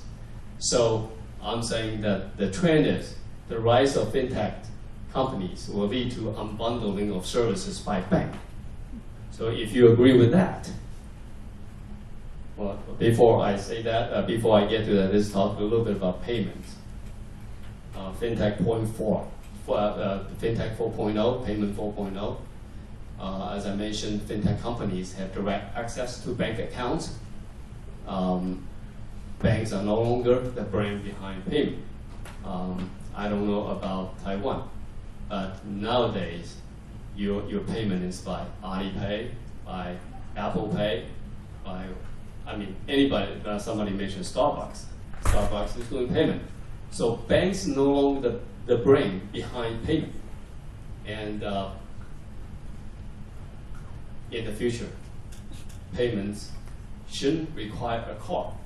Basically, with the biometric recognition technology for ID verification.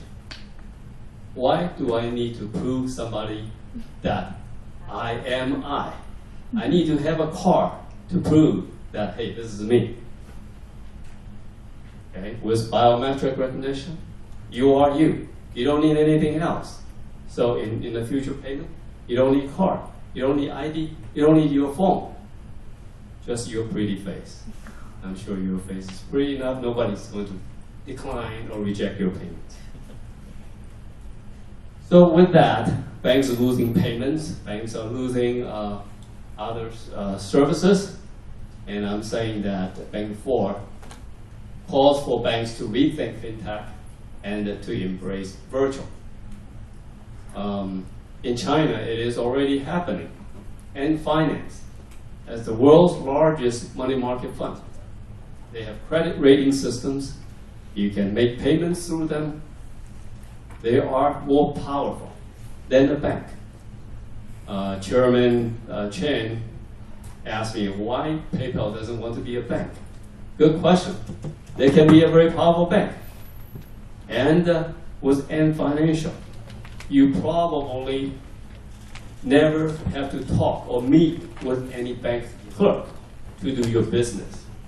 So if that is not virtual, what is virtual? So I'm predicting you hear it first here. Bank 4.0, I'm calling it virtual bank. I'm retired, so I don't represent anybody. I can say whatever I want. I think Bank 4.0 is virtual bank. Right? Before I close my speech, I'd like to make a prediction as well for future payment. In two aspects. You can pay with any monetary value that you have, whether it is prepaid, store value card, or cash in bank, or your credit line, or Bitcoin, or any credit line that backed by your assets, wherever it is stored. As you go to payment, it's go against your house. Of course, it's a little crazy, but that's the concept. Your value, you can pay with whatever value you own. Second concept is you can pay you can pay by touching, you can pay by voice, you can even pay by thinking. Your thought, but not just a simple thought, it's a thought. Right? I'm saying that if Elon Musk can put a chip in the head of a pig, this can happen. You heard here first. Thank you. Thank you. Thank you for listening. Thank you, Mr. Matthew Lee. And we also have a gift from ETA. And the Chairman Chen will, yes, please come to the center of the stage. And our cameraman.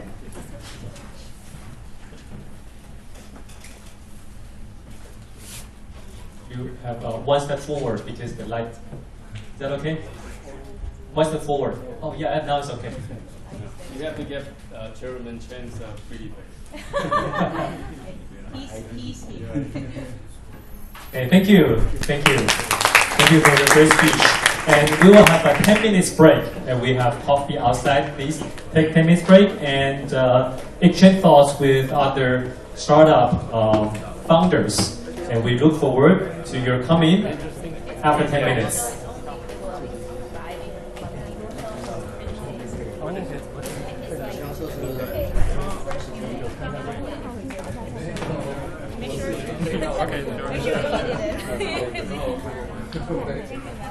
It's a great cause. I enjoy the real human talk. Wow, 那粉丝来看我。I'm a university professor. I actually have an online course with Beijing University of Science and Law. I'm just wondering, would you mind if you join one class online? 上的课程。Oh yes, but I don't know whether you could. 放这边可以吗？ Okay. 我在云南，但是我是北京人。然后我有一个课是讲 AI 的，那我们有一个时段想要讨论 fintech， 所以我当然不是财经人。Yes, 有没有 I can hear you. 那个课是在线上，那可能在线上，因为我们现在进不了北京嘛，那我们就是线上直接跟北镇的同学分享。我写在这里可以吗 OK, no problem. 你还有别的？ Yes, I have. Fantastic. I'll keep watching on the live streams. I have a bit of an idea when they're coming. Yeah. I do. Yeah, I've been watching the previous speaker. 然后我的另外一个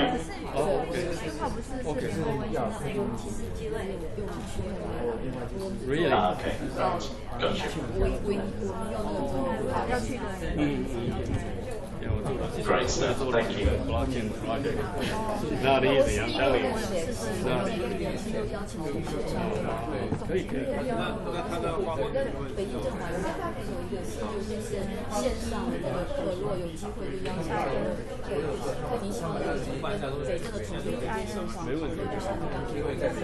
看我用它就是不是每个礼拜晚上6点到10点的上线上，从4个小时，那不会。就是问号，就是2-3年，就是问号的话，它只是对，那会有一个email，我用漫或微信，对，直接。我会把它发出来。这是微信来的。我们可能会多台平板，就到时候这样 OK 吗？所以等一下，应该两个，就是对，一个就是原本，另外一个就是地方，就是送。你现在是讲便利？再给我一个，你可以转过来。我把它扫下来，然后把大字。你的意思是什么？我 email， 那也不能，反正就是也不能这样。你给我一个，我等下我把我的 email 给你。第一个，第二个，这里写 email， 然后 email 这个，基本上都是那个平台方式开，就是会。然后我现在先马上发一个那个给你，就是他其实他讲，对，直接教他们。现在一天还可以。对，然后make sure。可是如果说增加特别多，对啊。没有了。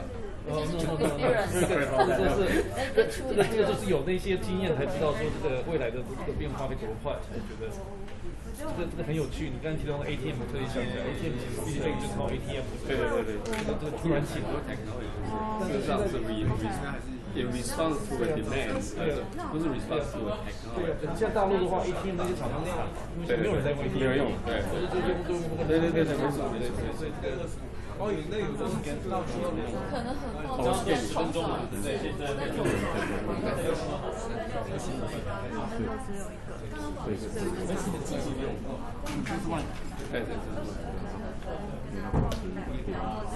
然后，其实实际上没有。不是，他不用我确进就我就不能用。对，我拿直接。你要看看。我这样。你好。他不会一直按。后面没有 PPT 的，后面都你说到身边听说到哪一年？对啊，我觉得他们会这一类，这一类。如果是这样子，那倒是。所以你对那个 blockchain 你还是觉得，或至少 Bitcoin 觉得还是我同意，我是跟你同意就对了。对，因为 centralization 是一个 huge， 对，都是现场方面。我不说 replace，I'm not saying。还有 digital economy， 对 ，digital economy。但是我那个时候是，反正那个时候 Bitcoin 炒到2万的时候，你那宰是他高，要不然你全部有了放。因为我还是觉得说 Bitcoin 还是有点高。这不是可能在边。现在除非是有办法把它包围起来，或事业上。如果他们认为批准只要这样子看标，政府这样窜来窜去，政府是绝对追不到，政府是绝对破了。对，因为靠高也有，但是民间会它的 popularity 靠民间，这个是民间，他只要讲足够多理由，民间会接受。你知道现在那个美国的那个反是还有control 了，我的想法是，他放的那一个。那这个我相信，那 blockchain 我相信，但是 Bitcoin Bitcoin 还是 asset， 因为你详细想嘛，过去好多例子，人家去勒索，就是我们追都追不到，这样子，追都追不到。后面有咖啡，后面都是有咖啡，东西可以放。不是，他们没有加我的样子。所以您要看的话，因为那需要确认。对我连确认都没有办法确认，不然我们扫你好，那你们扫我好，看起来。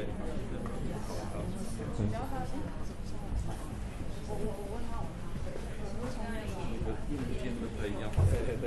好，新疆好。为什么你刚刚快在？对啊，这个，因为生意绝对大，对，生意绝对大。你们的那个指点越快，就跟着国外的。friction 越厉害，对，没有往前它的 value 越大，这不是 control by government。但是你要想说，全世界政府缺钱，所以全世界都是在投票，没有不说那是一回事，但是还是在缺钱。所以像查税什么都查越来越严，对，所以不可能就是就像那个时候北韩，就是北韩，他们故意搭对 hacker， 对，偷 ransom， 然后就是有票，就是把这个钱抓走。那你想说，大家会容许说北韩的政府就这钱的来源，他去买核子弹的原料也好，他说什么东西，对，标准对，安全一定会垮下来，对，不是用把它变成零，对，但是一定被放在一个笼子，对，希望它这个一定会发生，不然的话，我认为可以管得住。对，我也相信因为这个 community 对也希望这个事情的这个不见我看到有些 friend 就是说钱就是应该是很自由就对，但是我觉得那未免太天真就对了。这世界上的政府就还有政府存在，就不会让100%自由。是没错。对，你看黄金，你要不好，黄金一大堆在这里啊，黄金。trace 不了的，但是你要过海关，你坐飞机，对，管理地位，一定要管你的，对，一样的道理，对。所以这个好处就是那个，所以我就没有带，一定会技术，一定会被技术管，对，或者是政府一定会允许，对，或者你 voluntary， 对，被管，对，不然的话他查到你，你可以 voluntary 管，对，被管，没问题，对，但是你要 honor 它的 decentralization， 对，这大家要有一个协定，对。那我相信有些国家会愿意，对不对？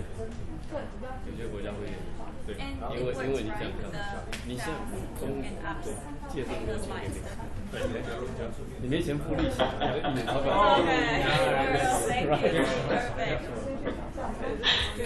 很简单嘛，我就再多1年再还给你，你还要再1年给你。I imagine you've had a few issues during the day from asking that.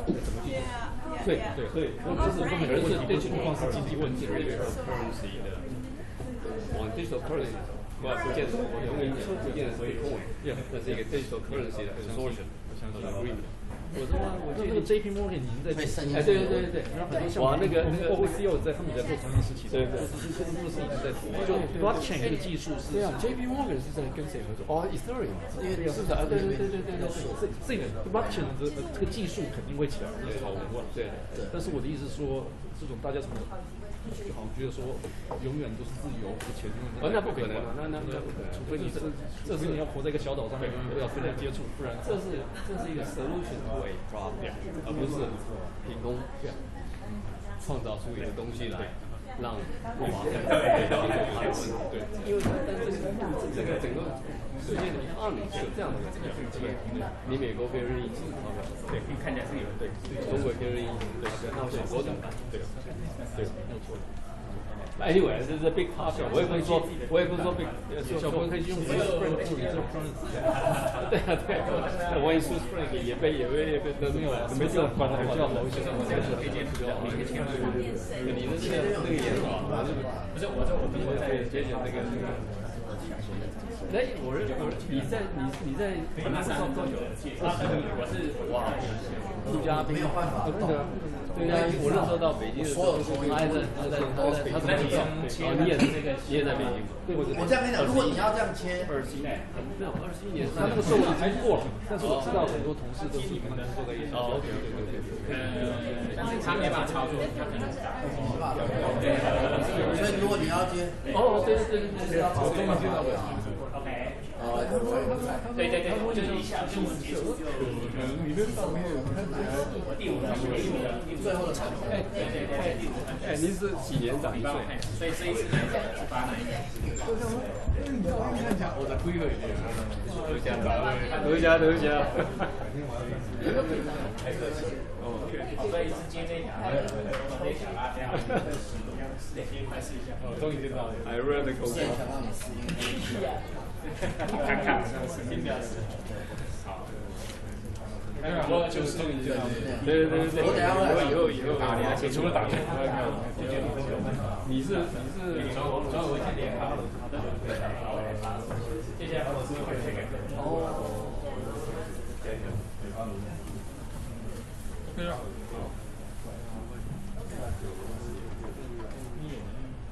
对，没睡。好了 ，OK， 好，辛苦，好，一起的，好，或者聊别的都可以。对。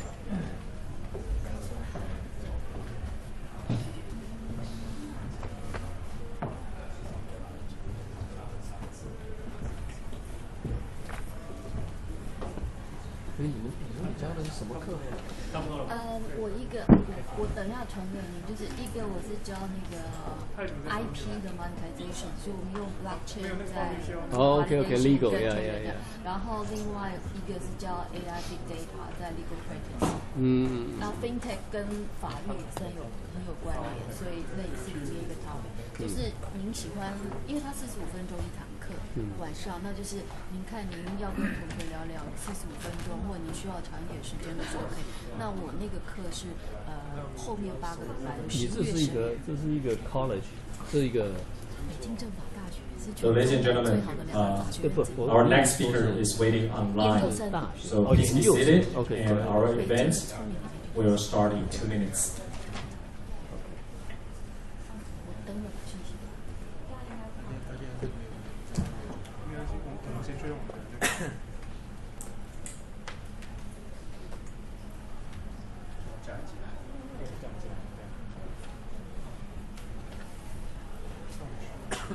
Global patent registry。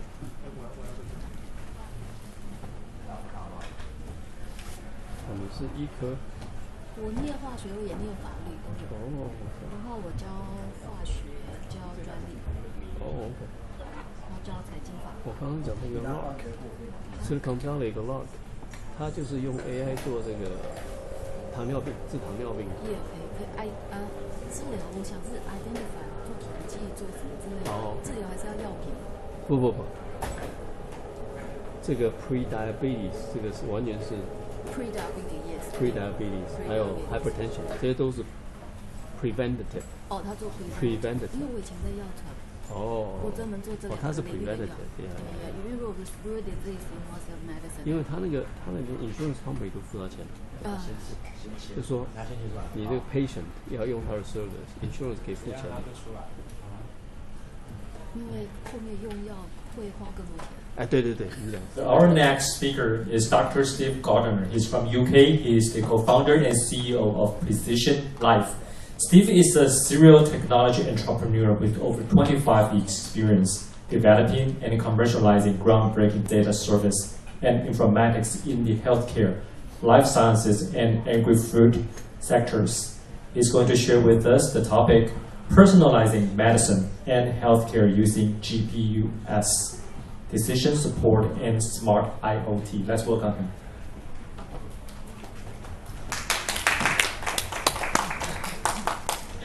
Thank you very much indeed for the introduction, and thank you to the organisers for inviting me to be part of this event, both in terms of helping with the hackathon side of things and looking at the judging. It's been a privilege to be involved with so many interesting businesses. I wanted to talk a little bit about the healthcare space and maybe provide some ideas about how patient data is intersecting with technology as we develop new healthcare and life science applications going forward. So, one of the key elements that we have developed over the last 20 years or so since the beginning of the Human Genome Project is the ability to collect large-scale disease populations, whether that's through disease charities, national biobanks, clinical trials populations, or even just healthcare systems themselves. We've been able to gather a lot of information about patients. The challenge is, how do we make best use of this? and I'm going to talk about a number of areas where we can do this. But I think right at the heart comes an understanding of what is driving disease within individual patients. And that's what this graph in the center here is trying to represent. This is a graph that's derived from about 12,000 schizophrenia patients who have subtly different forms of the disease and therefore will have different severities, respond to different therapies, and who are likely to have a different way of interacting and displaying their particular disease phenotype. So if you understand what's driving disease at a high level, you can do a number of things with it. Firstly, you can identify opportunities to find new genes that are associated with disease and therefore drugs. You can identify clinical trials populations who are more likely to respond to a particular medication, and therefore you get a cleaner signal and a quicker trial. And in the healthcare space, you can put the patient on the right drug very, very quickly. And of course, that's really important when we come down to individual patients, that they get the right drugs for them that will work and will be as cost effective as possible in the shortest space of time. And this is important for everybody. If we don't understand what's driving disease, we end up with the situation that we have at the moment, where many of the drugs that we prescribe do not actually help the patients to which they are prescribed. And this doesn't help anyone. It doesn't help the patient, it doesn't help the pharmaceutical company, because we've seen the return on investment in that industry diminishing over time, largely because of late-stage failures driven by a lack of efficacy. And of course, it doesn't help the healthcare systems who are wasting money to prescribe drugs that are not going to be effective and having to pick up the pieces as well in terms of toxicity and side effects. So, what can we do? Well, data curation is not slowing down. We collected about 15 times more patient data in 2020 than we did in 2013. And this is, I'm going to show a lot about genetics, but this is not purely about genetics. It's biomedical images, it's assay data, metabolomic and transcriptomic information, and then things in the patient's lives. So their environment, their epidemiology, wearable or passive IoT sensors, and diet. All of this information is becoming easier to collect. On the other side of the equation, we have, when we can find new disease insights, we understand better how to treat individual patients or whether they will respond to a particular medicine. And those are driving, these are the central driving premises of the life science industry, so biotech and pharmaceuticals, the clinical trials, so contract research organizations, and healthcare, so all of the healthcare systems. The bit in the middle is all about how we analyze that data and whether we can actually connect pieces of information to insights about what is driving disease within patients. And I believe that we're beginning to be able to do that. I'm going to show you some examples of this. The most topical of these is obviously COVID-19.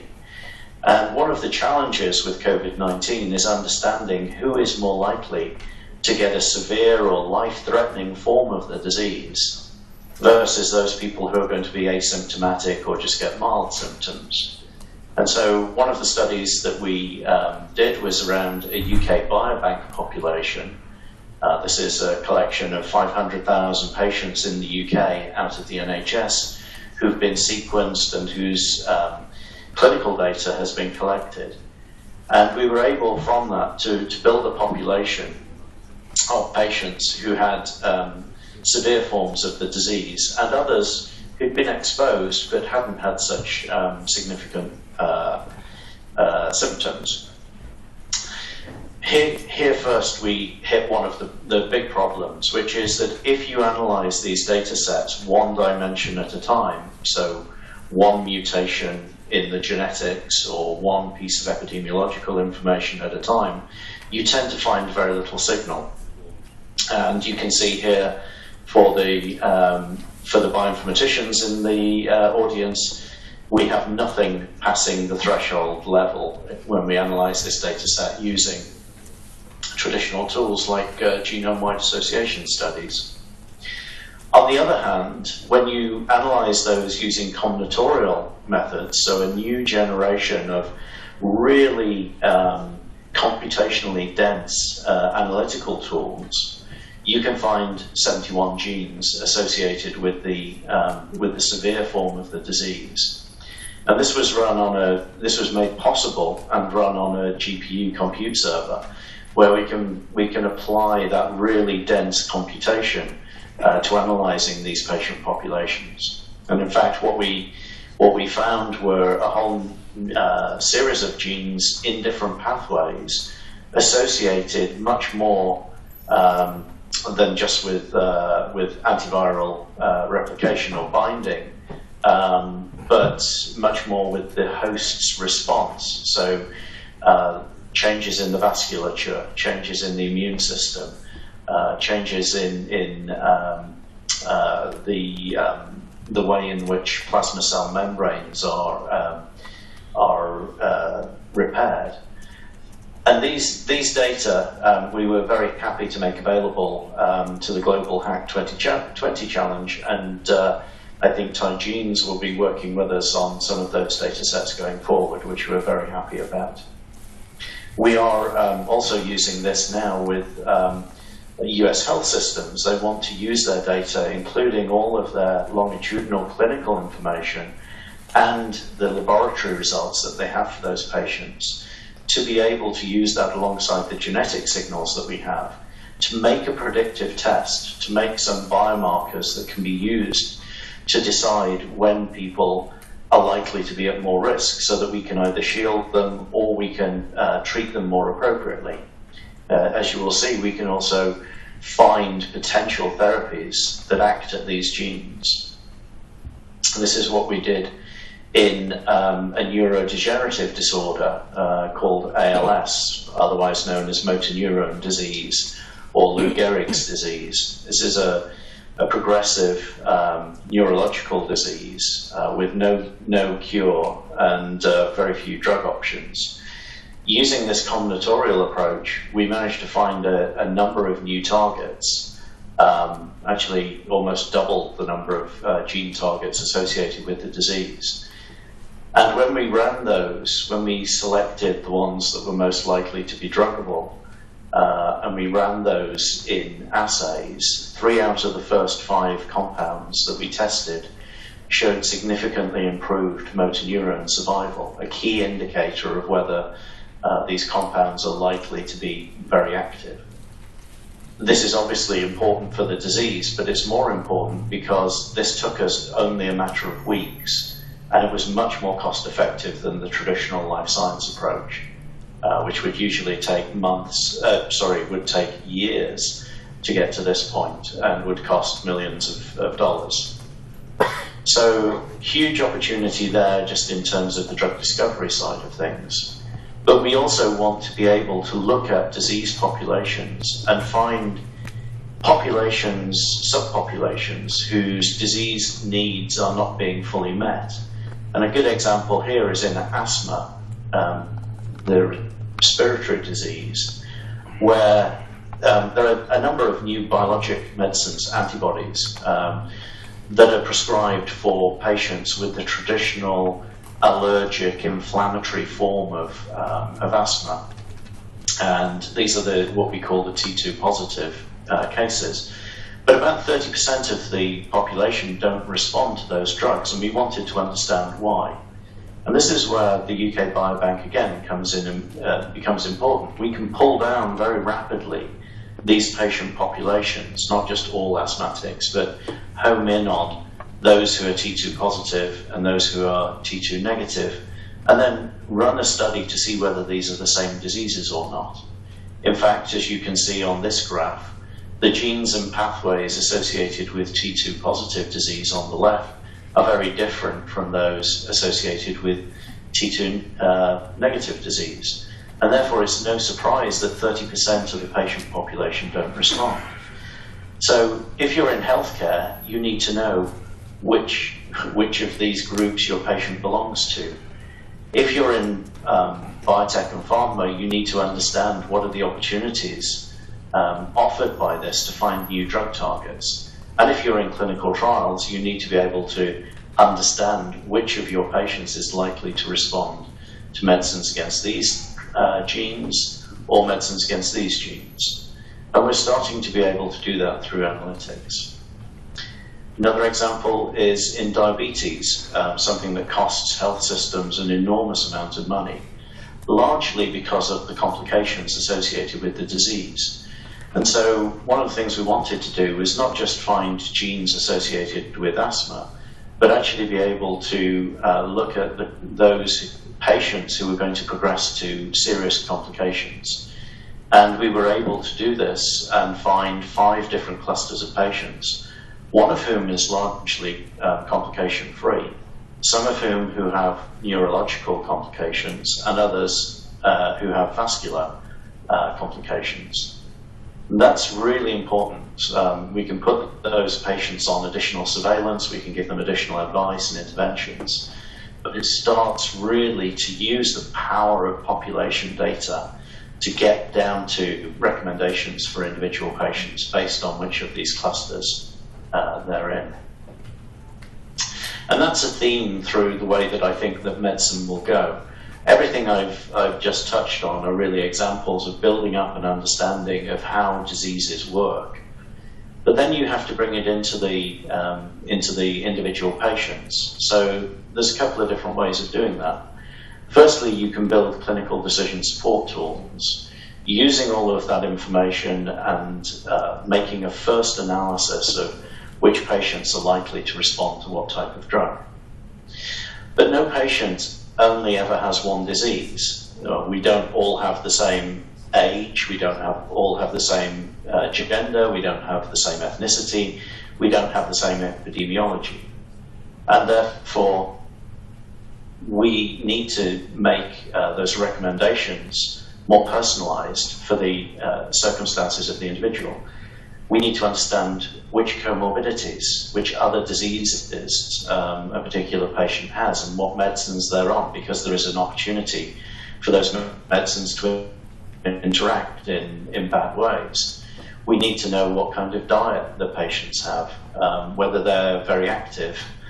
And once we've made these recommendations, we need to be able to monitor the progress on a regular basis, not just going to the doctor every 2 months and trying to remember, but actually using technology to be able to evaluate more accurately the performance of our interventions. And that allows us to build a virtuous circle where we continue to learn what actually works for patients. Now, there are many different contributions to this. I've highlighted a few here. AI is becoming extremely good at recognizing pathological changes in imaging data, and there are a couple of really good organizations out of Boston and Cambridge, I guess I should say, which are leading the charge in terms of identifying smaller and smaller changes that are associated with the development of disease in neurological and neurodegenerative diseases particularly. You can start to look at wearable sensors. So within Parkinson's disease, patients will have a freedom of movement and then they will suddenly start to freeze, and we call it freezing of gait, so stopping walking essentially. And you can detect when these interventions are going, when these episodes are going to happen, and then you can intervene to provide a stimulus that gets the patient moving again when you detect these type of episodes, and that helps them overcome some of the more serious aspects of the disease. We can build smart IoT systems, and it's becoming, because of the technology that's available to us on the sensor side of things, it's becoming incredibly easy to pack these things in. These icons may not be clear, but this is a light switch. We actually put a whole bunch of sensors out of mobile phones, looking at temperature and movement and sound and light, onto a device that goes into a light switch. And then on the gateway, the actual router, you can build models for diseases. They can be as simple as generic alerts, they can be disease specific, or they can learn from the personalized behavior of an individual. And all of that can be packaged and run inside the house. So you don't have to share your data, you don't have to package all of that information and send it out to a monitoring center, except when there is a need for an intervention. This type of personalization built on technology and a detailed understanding of the disease is where medicine, I believe, is going to go.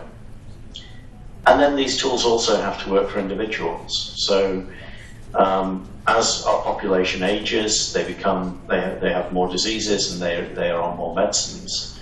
And we need to be able to make recommendations for pretty simple things that will actually be useful to them.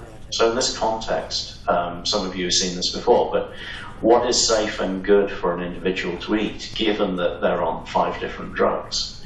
And we can build decision support tools that we can put into a patient's hands. They put in the drugs and diseases that they have, and then it can analyze the ingredients of all of the food products and spot when there are likely to be problems. This drug does not work with this type of food. You can see grapefruits interact with a whole series of medicines. And it will suggest other options from the same shelf in the supermarket that allow us to overcome that. All of these systems that I've shown you exist, and I'm encouraged by the range of applications that we have from all of the companies that we've been interacting with. I think we're leading to a future where everybody can start to use data in a much smarter way and can start to put the patient truly at the center of the delivery of more precise medicine. So, thank you very much.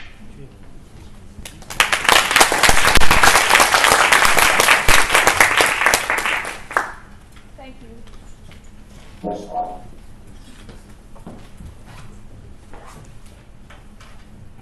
Thank you, Mr. Gardner. So, is Mr. Craig over back to the room? He will be able to finish his speech.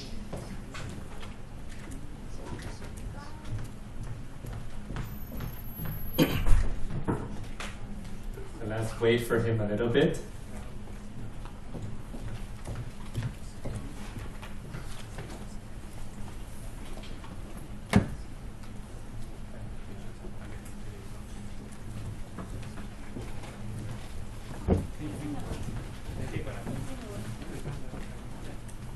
And why?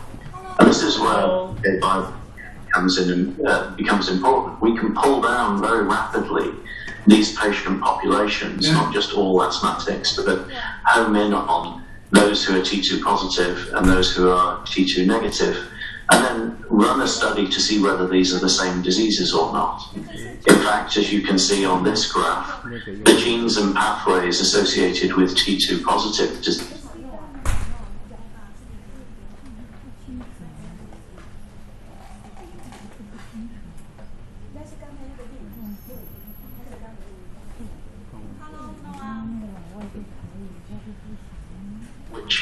which of these belong to.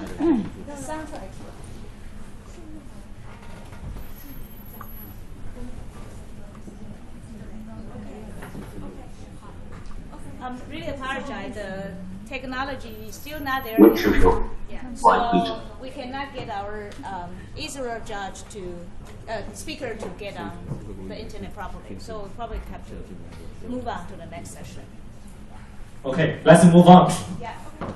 Well, just like all the startups here, you have met a lot of the difficulties, right? Unimagined problems, but we solve problems immediately. That's what we do.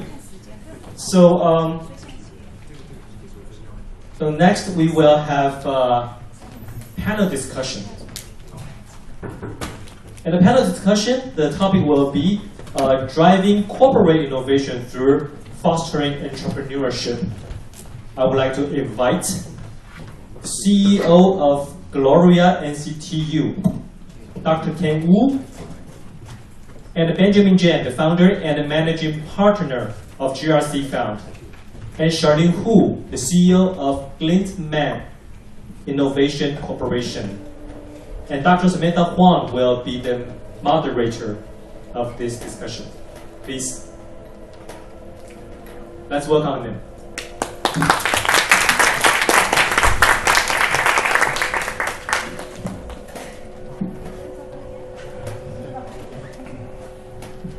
So we have actually a long discussion before today. How can we make your time most rewarding? So 3 panelists discuss how can they share their experience and also their advice so that we can actually make corporates more willing to work with startups, which is a key component for building the ecosystem in Taiwan. I think you are very, very fortunate to have 3 important mentors and also potential, they're also your judges, right? And also the potential investors in the future, so to speak, to be here today. So let me introduce you Benjamin Ren first. He's actually the MIT Taiwan Club president. Yeah, alumni club in Taiwan. But he has a lot of experience in the industry. And also he currently has a few funds, the GRC fund. He's a partner of GRC funds.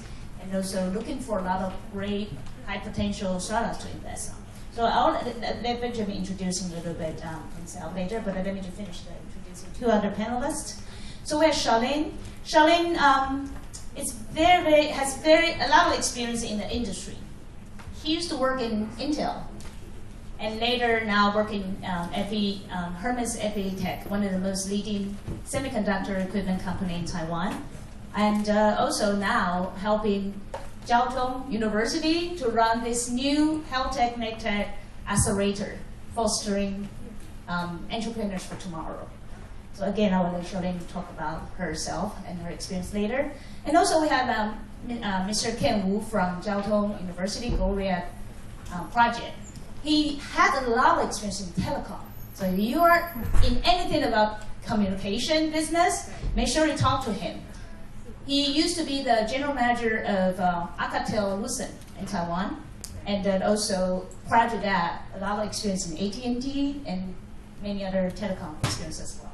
So we have 3 prestigious panelists today. So I think I will let Benjamin talk a little bit about your experience first, and then we'll move to Charlene and then Mr. Ken. Okay? Thank you. I started my career as a corporate venture person. I started as an engineer, product manager, and I was a contact, and I later became the director of corporate strategy and investment. So that's how I came into this investment world, start my own VC fund. I have 15 years in the industry and as a corporate investment person, and 15 years already in fund management. So my fund is called GRC, Rogy, and we have investors from the globe, IFC, World Bank, and European corporate, and US corporate, industry corporate, ranging from the petrochemical company, material company, and semiconductor companies, and also Japanese big conglomerate corporates also are investor. So I'm glad to be invited to here to talk about the how corporate work with startup, because that's how I have been doing in the past 30 years of my career life. Thank you. Wonderful. Okay, so Charlene, talk a little bit about your experience so startups can know what should they talk to you later about. Thanks, Lisa. I'm Charlene. My first job as a system engineer. And after 1 year, I found myself I I'm kind of the person that I don't like to deal with equipment or machine. I like to deal with people. It's more human contact. So my career has being an engineer is only about 1 year. So I just moved to other project management and sales marketing area in the industry company. And like about 20 more than like you're very young, you're only 18 now, so you mean you're I started my career like 10. So about 22 years ago, I entered into venture investment area, and I've been with Intel Capital for 10 years, and I joined my current company, Hermes Epitech. Actually, that's a semiconductor company, as Samantha just mentioned, that we are a private company, but we start up and also grow the company from scratch to be listed. For example, like AP Cell is AP and foundry company, and we also started a company 20 years ago that's HMI. Hermes Microvision. It's got famous because it got acquired by SFL for like $3 billion. Yeah, Hanwei. So I joined the company about 7 years ago, and we started doing some strategic investment for my company, and it's just as Mr. also mentioned that we just established an accelerator within John University. We're more focused on the biomedical because of the bio ICT will be the very important trend moving forward. And so we want to put some more effort to foster the entrepreneurship, especially in the biomedical area. So yeah, maybe we can turn more offline if anyone up here have interest. So we have Ken with a lot of telecom experience, but now in a very interesting position. Thank you, Sam. Hi, everybody. I'm very happy to be here. I'm Ken, and I don't have so long experience as Charlene, but I happen to be. I know corporate a little bit. I've been in the in many corporates from Hewlett Packard, Telecom, Ericsson, and Lucent. So this is my current job is my first one in the non-enterprise. It's in public area, university. So what I do now is that my entity, we do we promote the research, academia research, and between the academic research and industry. So we promote the startup company innovation into the enterprise. And vice versa, if enterprises need anything, R&D and technologies and etc. transfer, then we come to bring them to universities. So that's what I'm doing here. I'm very excited the journey here, and it's very different. I see a lot of good people and excited ideas like you guys today. It's very good to be here. Wonderful, thank you. So I think we can see that they're here to foster the talents of future, and also the entrepreneurs for Taiwan in the future. But I think with all the efforts we have put into trying to bridge or connect corporates with startups, it seems that the success rate is not that high. Actually, we talk about digital transformation the whole day. We can see that digital transformation has a very important component of people. And actually, Harvard Business Review recently has an article saying that it's more about people, less about technology. We heard that from our speakers this morning already. And I want to bring that to our panelists about this. When corporates need to work with startups to get this external innovation to try to change and also to create new business model, new idea, new technology, how do you do that? And then do they really see benefits when they work with startups? Or it's just like, oh, it's nice to have startups working with them, but really we don't see much. I don't know, because you're really working in the industry and also enterprise. Do you really see success stories and what value do startups bring to the corporates, to the enterprise? I will start with Ken. Thank you, Sam. Here's my opinion. I think it's obvious that it's a bit difficult to, not easy to let the corporate and the startup working together. Basically, the DNA is different. So we have an old saying that people will behave as they are measured. So the corporate people always talk about the bread and butter, revenue, quota, etc. And entrepreneurs, the startups, they talk about dreams and the best, etc. So two kinds of people, together, work together. There is a Professor Christensen's theory. He says if you ask two CEOs, one is that you invest some time, some effort, you will gain 100 billion outcome in 5 years' time. And the plan B is that you can get a billion outcome, but in 6 months. And most of them, they will choose the billion. So they create a problem. What he says that then in the future, that you get stuck somewhere when your run rate use up the stream revenue. So it's very important. When I was in corporate, I emphasized that everybody, all the salespeople, marketing people, don't forget to put at least 5% of your efforts and focus into the new business.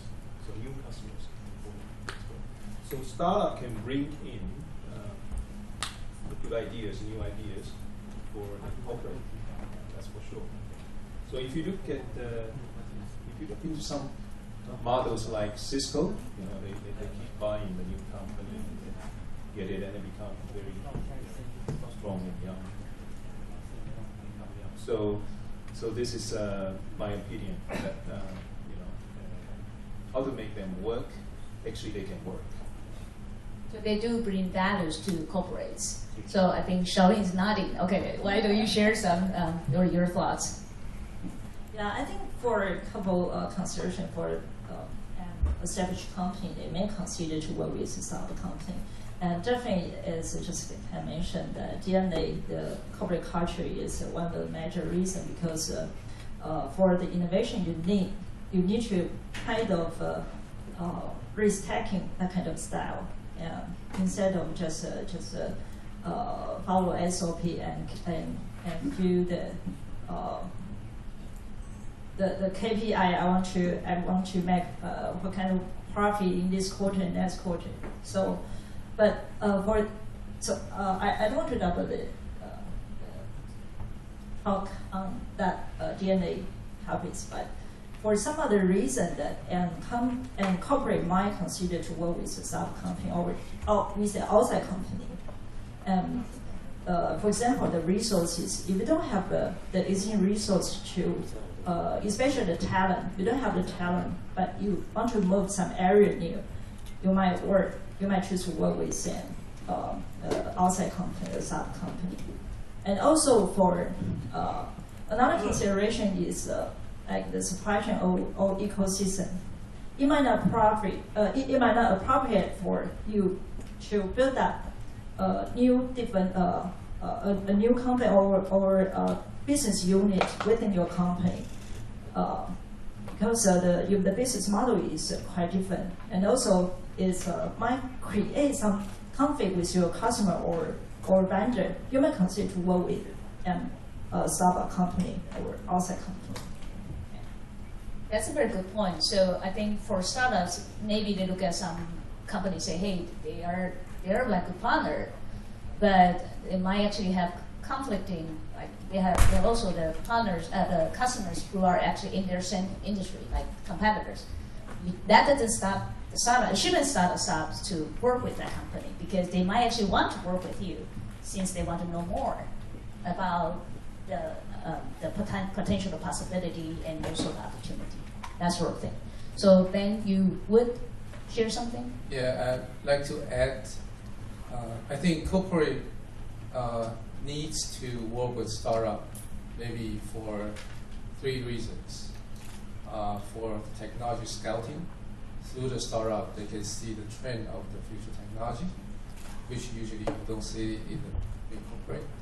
And probably for revenue growth, if the company is looking for revenue to grow, every company is looking for that. So technology trends, the revenue growth. If you can provide that two element, then you can talk to the big corporates. However, there are small corporates. So I think for a startup to talk to corporate and for corporate to talk to startup, it's a very different angle. But I do feel that as a corporate venture person in the past, I'm constantly looking for new ideas. But usually, because if I'm working for a bigger company, the idea is too small. What you are thinking is the market maybe with the $200 million potential market. That's too small for many of your corporate in Taiwan. But I have to give you an example. It's not always the case, because if in the medical field, example of Boston, there's a hospital called Children's Hospital. Boston Children's Hospital, connected. Best hospital in the world. One of the best. Children's Hospital is the best children's hospital in the world. They are known to be the #1 for pediatric related disease, but they have we visit their so-called accelerator or innovation center. It's a huge building, and they have the digital health, digital transformation for medical health. Only for AI digital transformation health tech department, they have 80 people. These 80 people doesn't invent things. They are going out to look for new technologies. So depends on what you do. There's always opportunity, but remember, don't try to stay in your comfort zone. Reach out to the globe, because if you want to do something big, you cannot just stay in your comfort zone. So I think a startup works. The benefit of corporate working with startup is important, but there's a matching situation you need to take care. Yeah. So I think the expectation mismatch, or skill mismatch, or capability mismatch might lead to failures, just like dating or any relationship, right? So now let's talk about what advice these experts will give you, and also give corporates. I think we are very lucky to have also some of our enterprise here scouting for startup to work with. How do we make sure they can really work together and really succeed and really have a win-win partnership? So I will start with Charlene, because you volunteered for this question. Answer the question first. What advice will you give corporates, and what advice you will give startups, and then what are the secret ingredients to make it work? Well, I think that if you are from an established corporate, the first things you have to answer yourself is why you need to work with a startup company. So we're going to come up with what's your objective. You have to remember what's the objective moving forward. Some companies just after 1 year or 2 years, it kind of just back to the normal. Oh, what's we're gonna you break even? What's your business plan? What's the revenue plan? And it's kind of kill the startup company. So you just remember what's your objective. You may want to get or acquire and enabling technology from the company. It takes time if that's new. Don't push the company. I want to see. You don't want to review the company based on its business plan. We all know that from 100 company or 100 startup company, and even if the company succeed at the end, but very few of them just follow their business plan because the environment change. Yeah. So I think just the first one is you have to answer the first question very clearly. What's your objective? Why you want to work with a company? Okay. And second one is what's the give and get. You have to define. Sometimes you just have a concept label because I want to increase my revenue. And yeah, so what's the next level you're gonna define the given game? What's the deliverable? Both sides. You're gonna support the company and also what you expect from the company. You have to define clearly, and that might change time from time, but you always have to remember what's the objective, and don't push them. Don't push the sub company. Just why your break-even point just push up, and why your schedule delay. It takes time actually. So and another thing is because if you don't have the DNA for something new in your company, so you need someone to think out of the box. That means you don't want to put a box on the startup company. Okay, so never ask the startup company to follow your SOP. The startup company, the advantage of the startup company is agility, and they need flexibility. Instead of follow your SOP or your key milestone, because you are kind of a relatively mature company, you know, it's more easy to project what's going to happen next month. But it's not easy for a sub company to predict what's going to happen next month. So I think that's a very good point, because their reputation is that they invest for long term. They will invest in a company for 5-10 years, and not expecting you to become break even next year or immediately. So that's a very different investment strategy. They really lock in and then invest, kind of like a fostering a baby or raising a baby in a way. So for corporates who are interested in working with startups, bear that in mind. You're dealing with a different species or beast.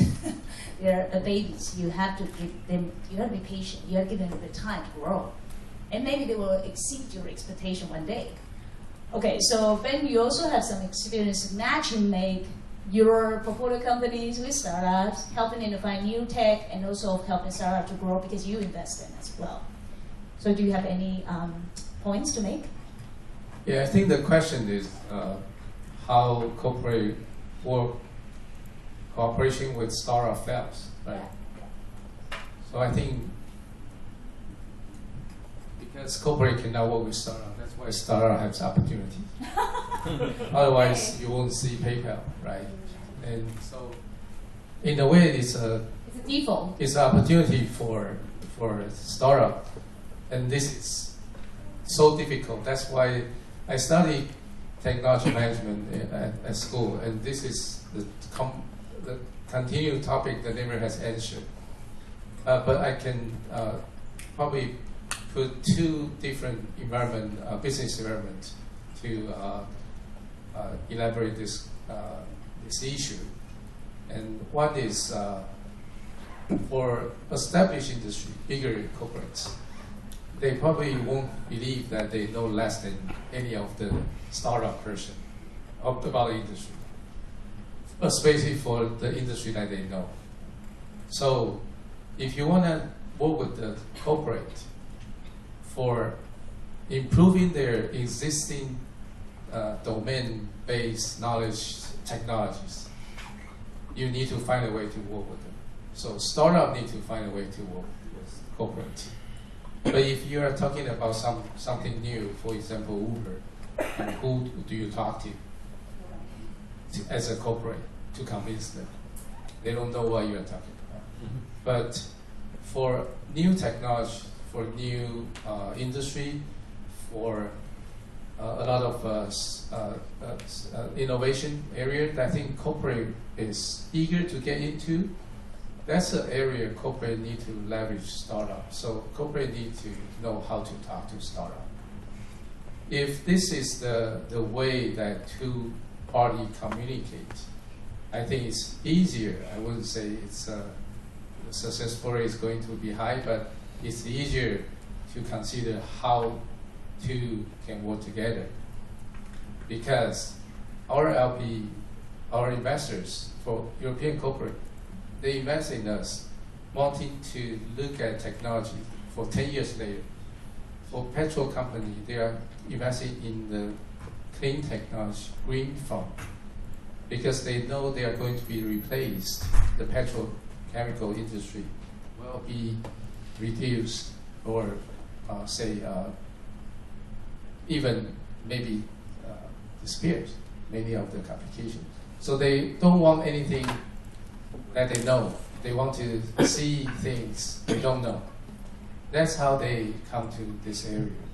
But for a lot of corporate investors, they're looking for the next quarter growth. They're looking to how to enhance their existing products. That's the area you probably don't know better than them, but you still need to impress them with what they probably don't have. So for these two different environments in the business, in the startup world, I think the communication are different. That's what I experienced.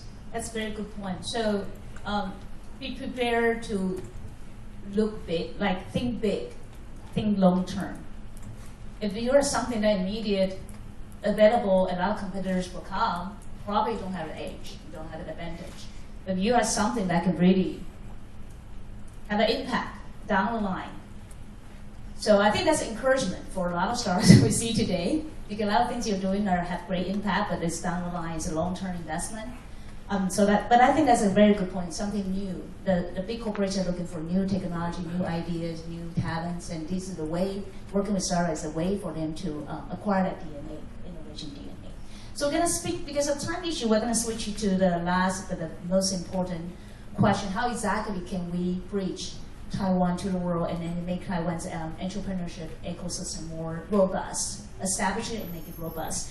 I think we actually have alumni from Taiwan and also like Jiaoda, the MIT in Taiwan in a way, and also the MIT alumni, and also people who have industry work now working at Jiaoda, trying to build this Jiaoda as the model to bring in industry and also the startup, build this kind of ecosystem. So I would like you to share a little bit your experience and how alumni, successful entrepreneurship, or through the alumni network really spreads and build that innovation ecosystem. I will start with Benjamin, because Boston is such a successful model.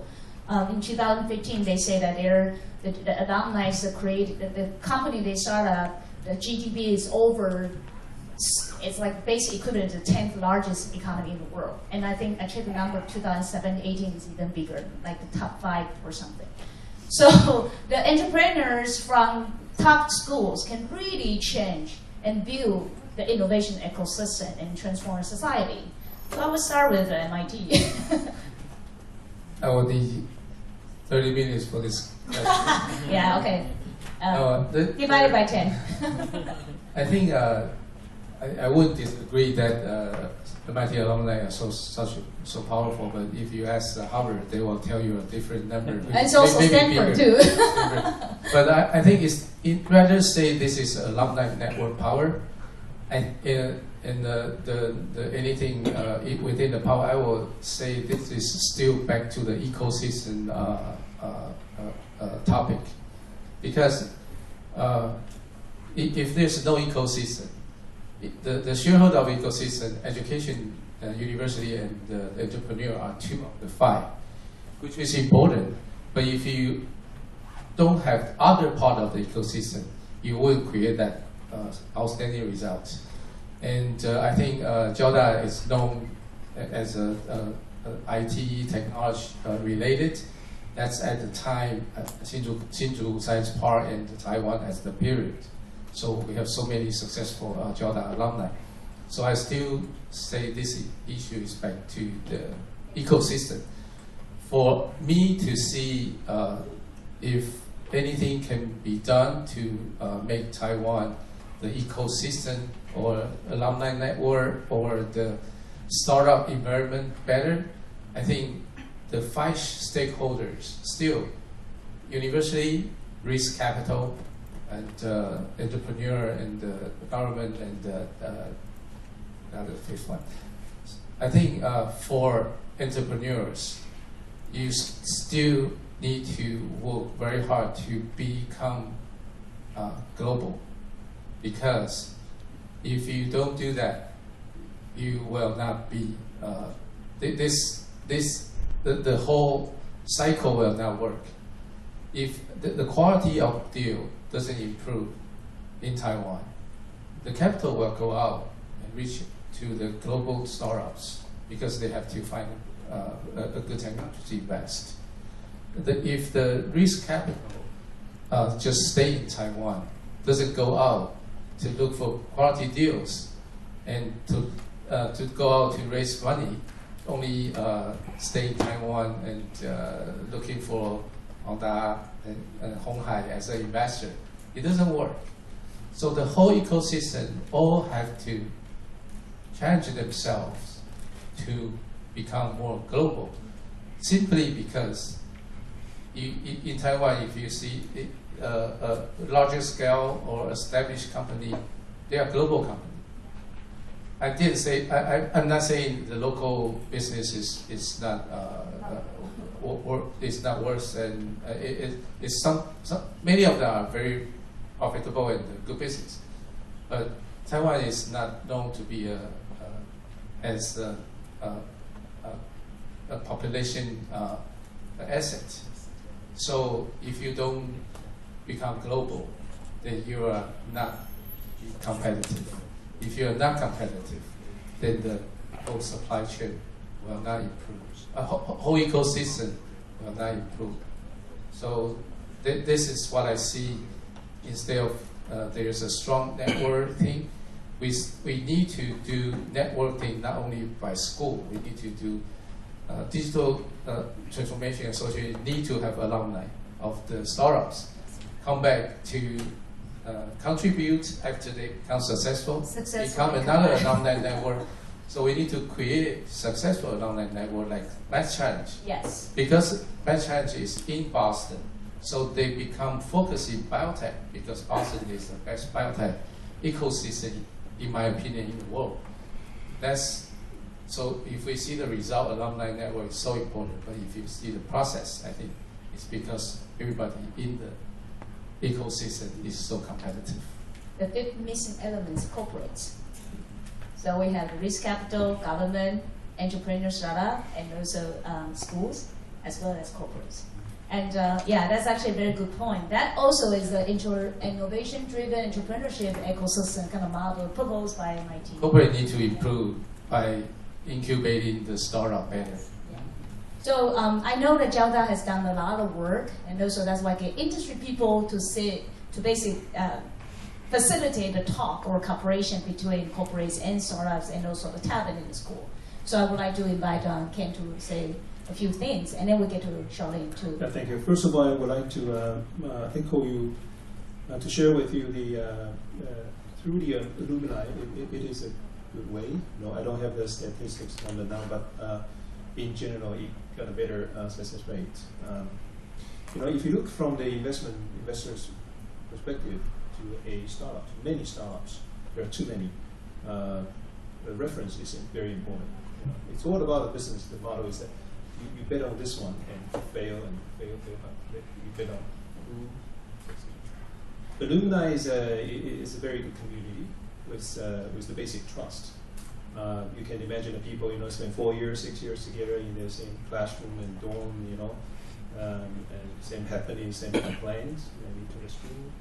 So I know many universities, just like NCTU, we have the special club, which is that we arrange regularly the startup company and present pitching to the only alumni and company and corporate, which we got pretty nice result. In other words, that when startup try and keep talking dreams and aggressive plan and in front of the alumni, 学长 and etc. It's more. They tend to be more true. More grounded, more honest, more realistic. So because this is credibility and by preference. So yes, I do encourage everybody. We try to find your alumni, your professors, your classmates, all of this, and use good reference, and then from this way to be successful. That seems to go back to actually within that community. There's a basic trust element there, and these people are somehow more, you build a trust with them. But I think Sherlyn has a lot of plans within with Jiaoda.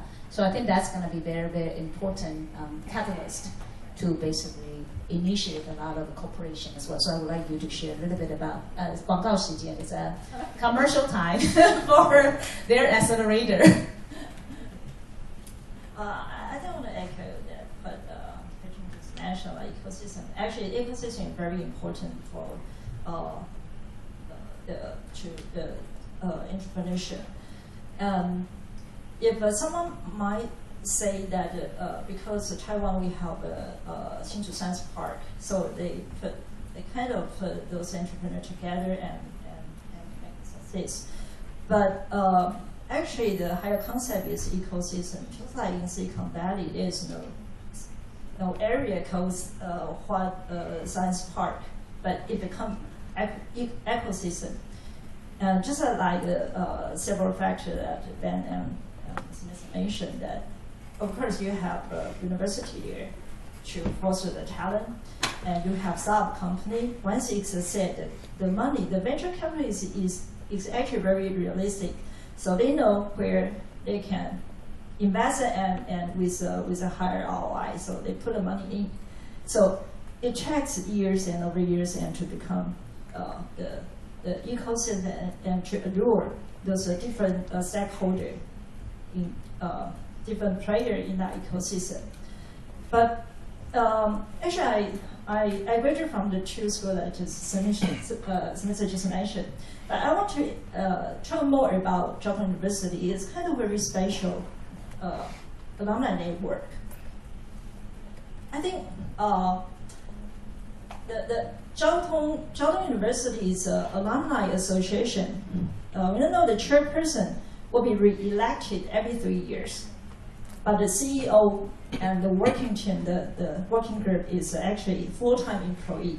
It's just dedicated to do those alumni affairs. And they have a salary. It's just they running a company. So what does that mean? All the resource, all the connection, the influence part can be accumulated.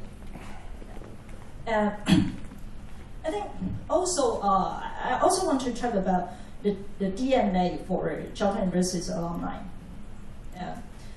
There are two major school mottos called 饮水思源 and 同行致远.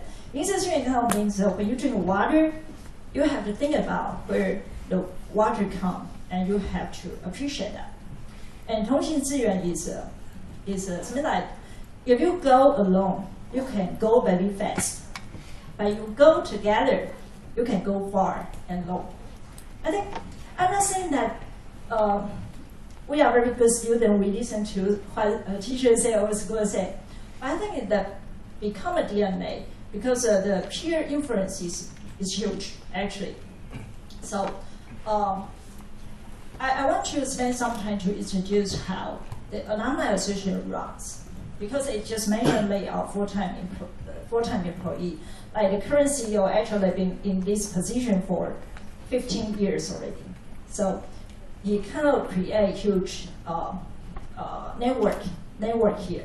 Not to mention Jiaotong University going to merge with Yangming Medical School. Okay, so that's real bio-ICT happen. So the Alumni Association, they kind of host, for example, they have a periodically event, like they have we call executive management training class, something like that. There's a whole year program, and they have the class every month. They invite the founder, chairman, CEO from listed company to share their experience. This happens every month.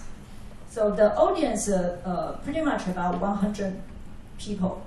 They're sitting in the classroom and listen to their senior schoolmates share their experience. And also, they have another activity called Givers Club. Givers Club is like every time it's also monthly based. Every time there will be about 30 people. They have 1 minute to introduce yourself. and what's the resource, what's your experience, and what kind of a network you can provide to other people. It's kind of matchmaking network. It's not probably the matchmaking not happen at that moment, but you introduce yourself to other people. They know, okay, if one day I need some help, I know who to talk with. I know where I can get the advice. And also, we also have we call Angel Club. And there are some schoolmen, they kind of volunteer from the venture capital, the area. They do the deal sourcing and also evaluate, do the due diligence on some company. And there are there are several schoolmates become the member of the Angel Club. It's not a fund, that kind of concept, but I represent this. I present and introduce a startup company, and they are doing fundraising. And those members, whether you have interest to do the direct investment, but once you invest in a company, you have to donate 10% of the return to the school.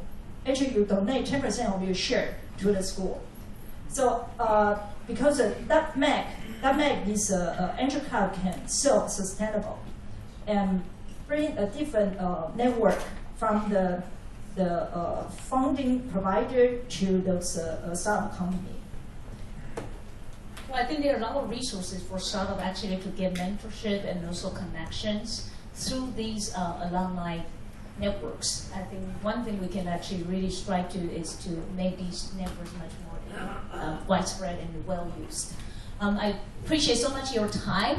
I think everybody eager to present and also know the results. We had a very long day on Monday. So thank you all again for your comments and also your contribution and your insights. Thank you again. Thank you. Thank you. Would you all remain on the stage? We would like to take a photo. Yeah, thank you for your sharing, and thank you, Dr. Huang.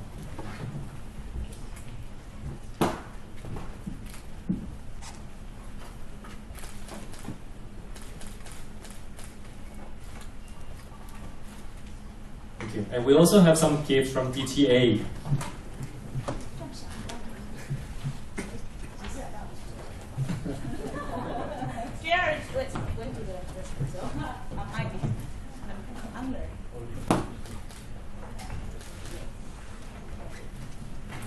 Thank you. No preservatives.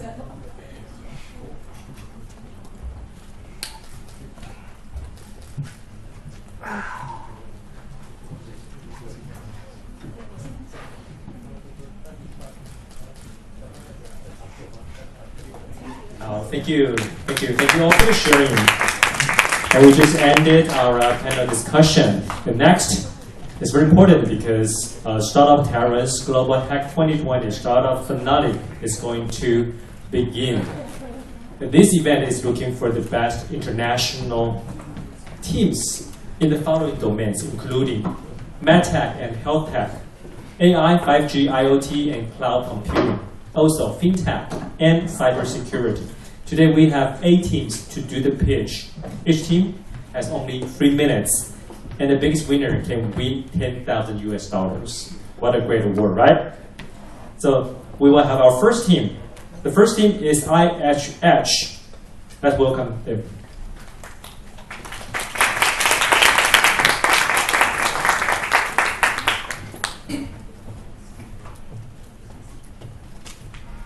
Hi, I'm Hong Qiyuan, founder and CEO of IHH Company Limited. Thank you for this chance and my honor to be here to introduce my team. IHH was founded from 2016. We have rich experiences on hardware and software integration for corporate customers of various industries in these years. Along with the revolution of IHH business, we integrate years of our research and development based on the distributed network technology to build our core technique, which is IOEX solution. IOEX solution is packed into a SDK, which can be used to develop the apps to be embedded in the product software, to be run in the functional system, allows smart devices to remotely communicate one-to-one and one-to-many in manual mode and in automatic mode without any cloud relay service, which means cost saving and information security. Based on IOEX SDK, we built the Atos apps, which integrates multi-interactive display and good communication. And its function module is XSwitch, a budget and user-friendly solution for live broadcasting to bring a creative kit to social media users, especially the internet influencers, which means not only cost saving and information security, but also to bring the users innovations. IOEX distributed network to provide a non-relay server transmission to users.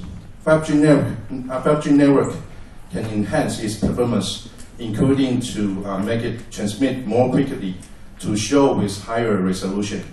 So our vision is to be the global AIoT service carrier for various industries and countries. I am Hong Xuyuan from IHH, and welcome to visit us to disclose more details. Thank you. Thank you. Thank you, IHH. And the next team is Cancer-Free Biotech.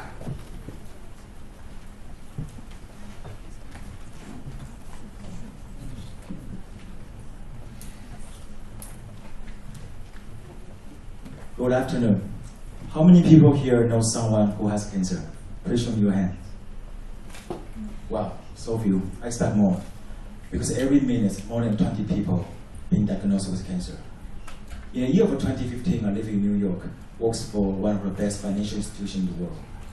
I have a challenging, interesting work and a relatively peaceful life.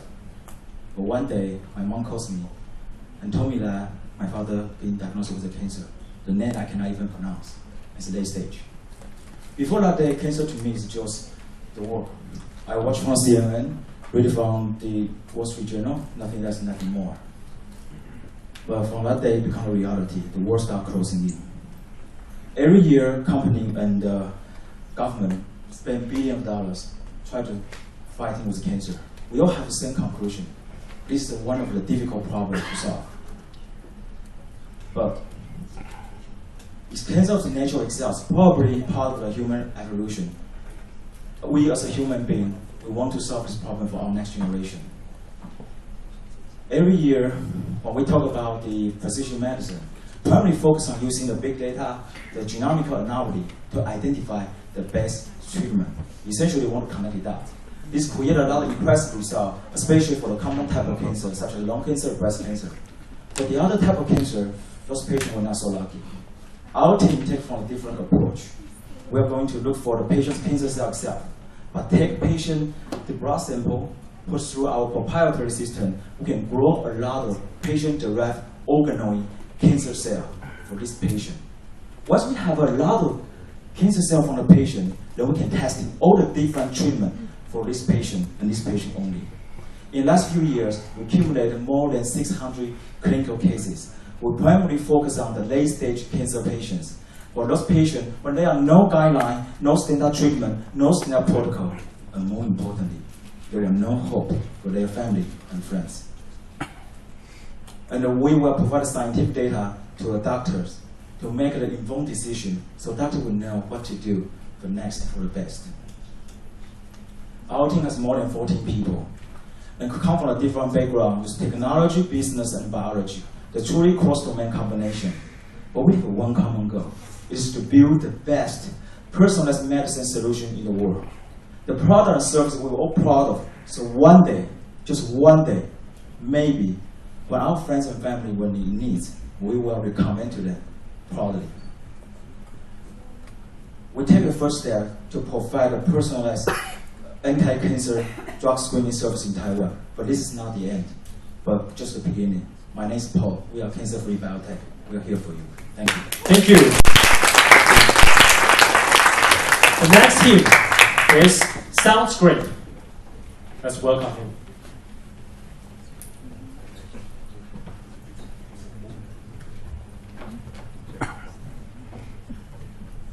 Hi everyone, we are SoundsGreat, and I am the founder and the CEO of SoundsGreat. I'm Ted. And today I will introduce our product, Semiconductor Speaker. It means we use in semiconductor manufacturing process to make the traditional speaker. And because we use in semiconductor process, so we can make this speaker very small. It's only 4 cubic millimeters. It's 300 times smaller than the traditional speaker than the iPhone AirPods Pro. And because we do this product very small, so we can put the bass, middle, turbo into the one space, and we can reduce the space, and this product can put into earphone, and not only earphone, we can put into the earrings and the glasses. And we have the TSMC help us to make this times cheap. So we will have our product in November. So sounds great? Sounds great. Yes. Thank you. The next team is iPreg. Let's welcome them.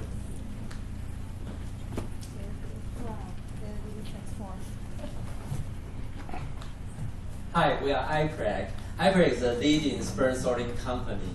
This company, our company, make a microfluidic chip for sperm sorting. This product can help doctors to treat infertility. Multiple factors affect infertility. Male accounts for 40% of all infertile reasons. However, when we compare the healthy sperm to the previous generation, it drops down to 16%. And the healthy sperm, to collect the healthy sperm is one of the vital steps for the infertility treatment. However, the traditional sperm sorting method is insufficient and occasionally leads to unhealthy sperm collection. So we make this chip. We create a swimming competition within this chip, and the winning sperm are collected to make good embryos, so that we have better chance to get a baby. And so far, the sperm sorting market is 6 billion. And we have already started to cooperate with 6 hospitals in Taiwan, States, and China. And we are conducting a clinical assessment with 200 patients. And so once we get the FDA biotech clearance, our revenue is expected to grow to 15 million in the next 3 years. And we have already started a clinical assessment with these 6 hospitals, and they will be our initial customers. And in the future, we are planning to find strategic partners and global distributors, and hopefully by using our chip, all the couples can get their own baby, and we can help doctors to treat infertility and to get the healthiest sperm. Thanks very much. And finally, as a 2020 global hacker, I have something to speak to my mates. We are be bold, be positive, and be yourself. And you're the best, I'm the best, we are the best. That's what the entrepreneurship about. Thank you very much. Thank you. Thank you, Thank you. And the next team is BP Smart Technology. I have to give you guys a demo. This demo will tell my story. All right, so let me try to connect to the first. Our technician is a bit busy. Can you do it yourself? Yeah.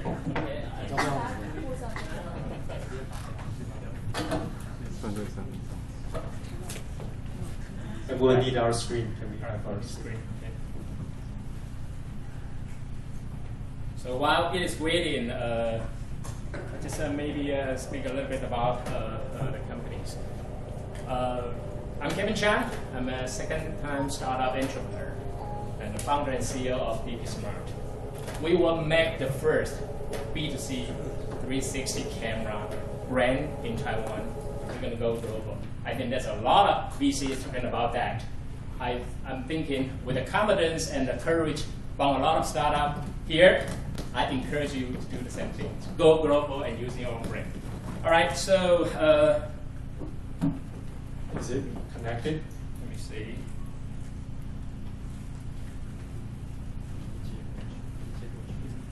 Yes, it's already on. Is it? It's not on. Projector. Projector is not on. Can you switch that? The technology we're going to demo is in-cam stitching, so they do all edge computing. So it's better to see the live demo. Otherwise, if I only speak how fast instant share, you don't feel that. So maybe I will just using my tablet. I think you can still see it. Okay. So as said, we care about instant connecting people in 360 in the digital world. This is all the topic we talk about, digital transformations. But in the future, the content is important. How to make the content easy within a second to share amazing photos, to film the exciting moments, also to live stream the touch memories using our coolest 360 camera in this summer now. This is going to be great. Okay, so I'm going to just do a very quick demo. So to show how powerful our camera is. So this is a snapshot. So within a second, we have 8K picture 360 for you without a blind spot. So with a quick download, so you will see the content immediately. So this is the content right away. So this is the photo. Same thing, the video. You know, for the video, the post-processing is taking hours of hours for one of the competitor products. But our camera is going to give you an instant real-time stitchings. So after you start recording, stitch right away. So it means the video content is only also 1 second away for you to share to Facebook and YouTube or any other RTMP platform. The third one, the important thing is live streaming. The live streaming of competitor products is very difficult because you need to connect to your phone, you need to connect to your computer, or you need to our camera, you just connect to network. So you simply select your platform, one click away, and you are go to live YouTube live stream. So today's we have a morning section, we also have afternoon section. We do streaming. So later on, you can go at our BP Smart channel. You can see the whole day's event, 4K, 360 VR mode. The why we see this is an opportunity because the new way of sharing from all the social media is coming. The 5G is coming as well. Yeah, we know the carrier company, they need content. But how to make the content easy without hiring the professional experts? Rogy will give you the best solutions because this is affordable all-in-one device and it's not waste your time to create the content, VR content. And also we know VR is coming, but people are talking about for years. Without an easy content from everyone else, not the professional experts, you won't be able to make money. I mean, from the carrier company, they also need to rely on our powerful device. So I'm Kevin Zhang. I'm founder of BB Smart. Thanks again for today's presentation. Hope all startup go. Thank you. Thank you. Thank you. Our next team is Team 8. Let's welcome him.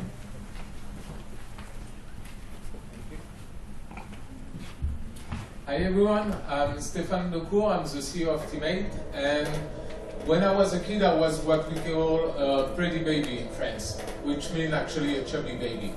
And I grew up as to be the fat kid in class, and at teenagehood I became a morbid obesity adult. And in 2003 I lost 80 kilos in 1 year. And I wondered myself, am I the only one to have this kind of daily issue? And realize that no, it's a huge problem all over the world.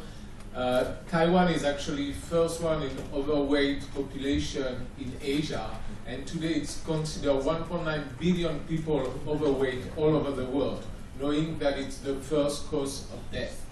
So we thought, how can we address that? How can we engage kids to take care of their health when the only thing they think about is to play? So we thought the best thing to do is to let them play. So we created Team 8. It's a connectable watch for kids. So kids gonna create their own superhero. They're gonna choose if it's a guy or girl, they're gonna choose the color, the costume, the name, the superpower, and they're gonna use the superhero in many games. But to do all those games and activity, the hero gonna need energy. So it's gonna flip from the kid energy. This way we motivate them to do sport and exercise. There is also warning for allergy, reminder for medication, a SIM card inside that allow parents to do GPS tracking, SMS, phone calls, video calls. We also have the features for next generation about 5G. But the main idea is behind Team 8 cool, fun gaming universe to create the first health platform dedicated for kids. So all the rules of the games gonna adapt depending on the kid's condition. So for developing programs for diabetic kid, autist, ADHD, and so on. So right now, I've been here for 7 months in Taiwan because we are looking to incorporate here. We are a French startup moving to Taiwan. We found an ODM partner here that developing the 4G version of the watch with us to release by end of the year in the market. We're already talking to all the biggest telecoms corporate here in Taiwan, but also in Southeast Asia. As we want to focus on Southeast Asia for next year. We are fundraising, looking for, at the moment, $750,000 US for a second fundraise. We already raised 2 years ago $400,000 US. And looking also for partners like telecom insurance company, but also hardware partner. As we consider ourselves more like a software company, we're looking for hardware brands and companies that can do the hardware to be the pre-smartphone for the kids. So we can focus on the universe and the games to be the Pokemon for health. Thank you. Bring your superpower to our team. Xie. Thank you today. Next team is Frontier.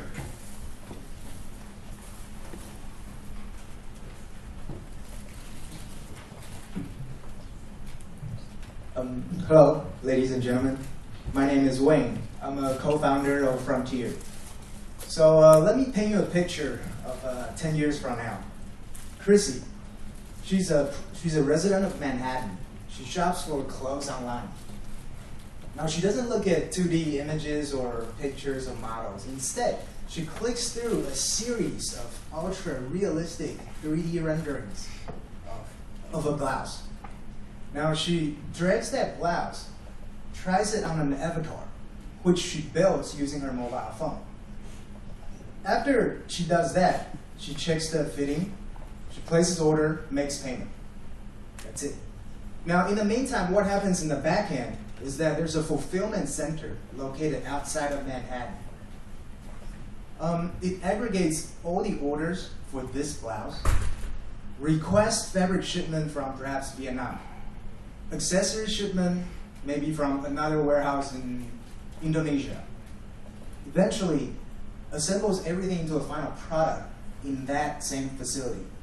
So 2 weeks from now, Chrissy receives a package. She opens it up, It's the perfect fit for her. For the brand, there's no inventory.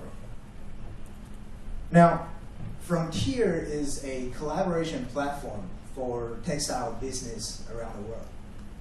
What we do is that we let our users digitize their material with a scanner, and then we keep all the processing in the cloud. When textile goes online, we really push the industry toward a virtual prototyping via 3D. That's industry-based. When warehouse goes online, Frontier becomes a global warehouse where we receive and dispatch different shipments around the globe, allowing data between brands and their supply chain to flow and create a digital textile supply network. Okay, the traditional fashion retail business model is driven by supply. We make a bunch of things, we try to sell them quickly. The model we create, the new model, is driven by demand. It's the same thing as we make cars and airplanes. We order the car, we configure them, then we go make them. In Taiwan, our clients currently include fabric makers, garment manufacturers, converters. Globally, we partner with 3D design service companies in Israel, on-demand manufacturing partners in Singapore, French-based, cloud-based PLM system from France. So together, we really try to push the industry toward an end-to-end digital workflow. Thank you. Time is up. Thank you. So our last team to pitch today is Kiwi New Energy. Let's welcome him.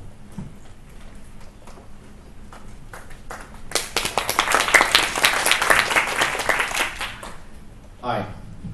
Climate change, global warming, air pollution kill millions of people every single year.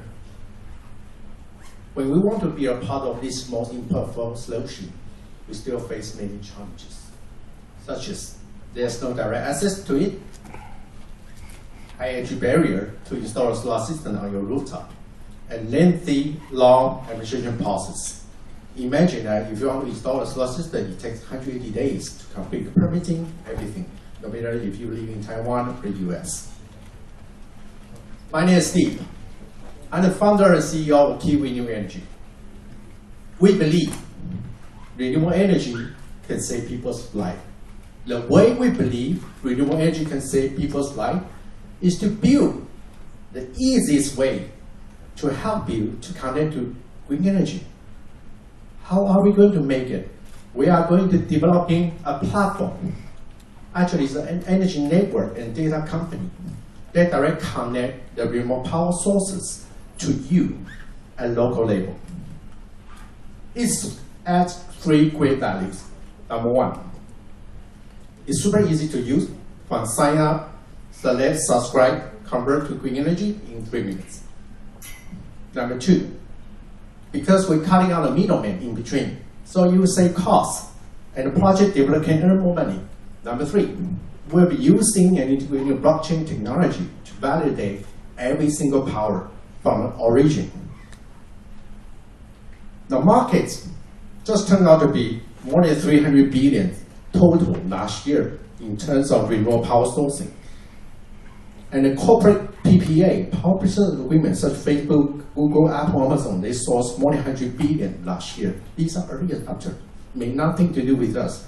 But remember that if you can see a decade from now, every one of us will be the major majority 10 years from now. So the market will be a trillion market. We'll be launching our platform this month for beta users. So I encourage you to sign up. First in Taiwan. And then next year, we will expand to the US, Singapore, and 2022 to Japan market. Our business model is very clear. We charge 10% for matching fee in between and closing the deal. We are looking for $1 million for angel round, and invite the angel investor to be on board, and maybe co-invest with initial deal from Taiwan. Again, my name is Steve. I'm the serial entrepreneur together with my team, with over 100 years of combined experience, to deliver the very best, and the easiest way to connect green energy to your hand right now. Thank you. Thank you. Thank you. So next we will have our award ceremony. Before we start our award ceremony, we have a very special guest. He is Tidil Lahav. Would you please stand up and say hi to the audience? He's the head of the Israel Economy and Trade Mission in Taipei, and he will be representing Israel teams who cannot be here to receive awards. Okay, so first we will have our Enterprise Award, and it is given by Sixtax. Sixtax Startup Award. We will have the General Manager of Sixtax, Richard Tan. Would you please come to the stage? Yes. And we have two candidates receiving this award. The first winner is IHH. Congratulations.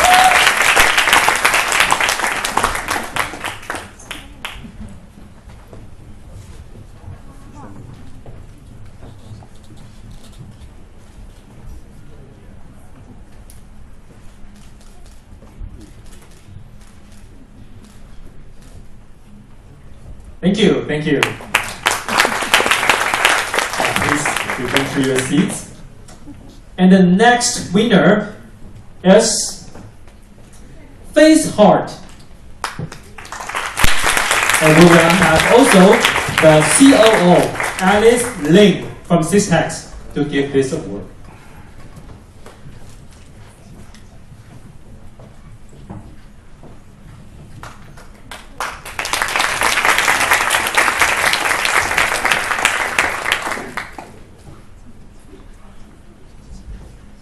Thank you. Thank you. Please be seated. And next award is GRC Fund Startup Award. We are very happy to have Benjamin Jin. Please be on the stage. And the winner is iCrack. Congratulations. Please move to the center. It looks better when you two are at the center.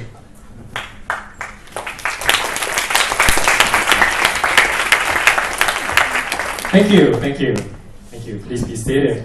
And next, we have a very special gift, a special award provided by Dayu Optoelectronics. And the chairman, Kent Liu, is here.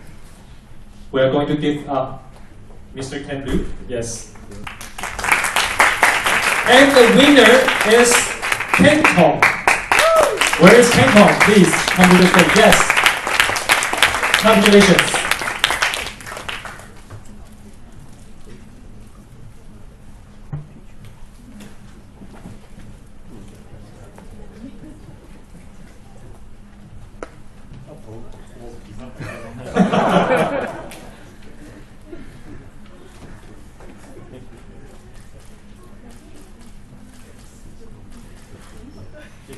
Thank you, thank you. Please be seated. Thank you. Congratulations. And next we will provide you with the Track Merit Award. The first winner in health tech is Corbon from Israel.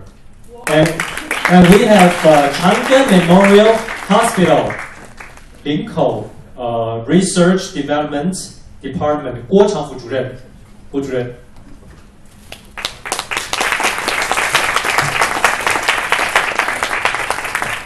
Congratulations, Corbon.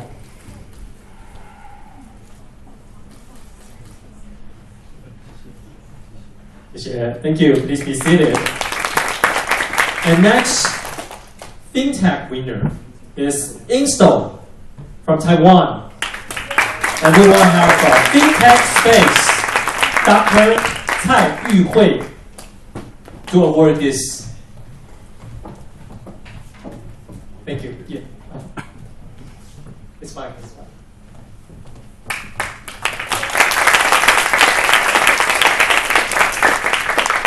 Thank you. Thank you, Dr. Tsai. And congratulations on Insto. Our next winner is in the cybersecurity, the winner is Achilles from Israel. And we will have Penny Huang, the chairman of TWNIC, to give this award.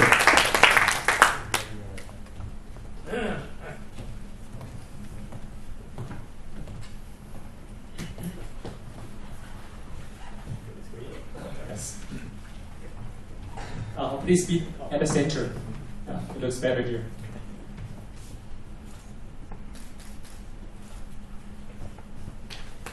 Great. Congratulations, please be seated. And next winner is in the AIoT, AI and 5G and cloud field. And the winner is DP Smart. We have J.R. Chen of BTA, the president of BTA, to give this award.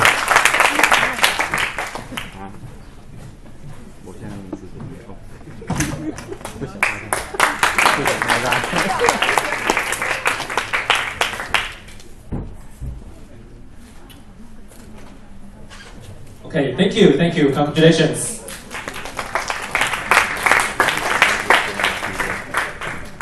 So we'll also see this video on your channel, right? Yes. Good. Yes. And next we will award the event award. We have a silver prize, gold prize, and grand jury's prize. So the winner of silver prize is Think Cloud from Taiwan. Taiwan Think Cloud. And we have CFP Securities, Wei-Ling Chen, the representative of CFP Security. Please come to the stage and award this wonderful team.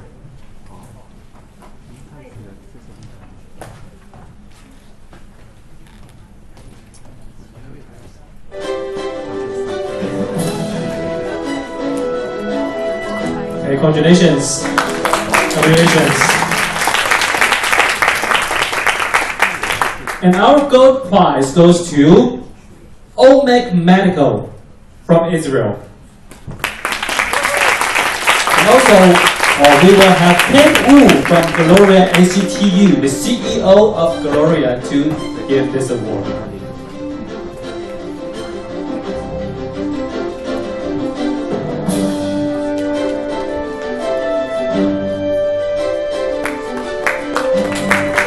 Congratulations. And Mr. Ken, you can remain on stage because you will also give the next. The grand jury prize goes to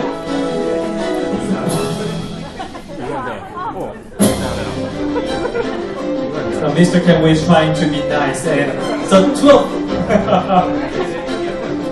okay, so we have Mr. Chen, the chairman of BTA, to award this grand jury award to Cisco from Israel. Congratulations. This team wins $10,000 US as a award.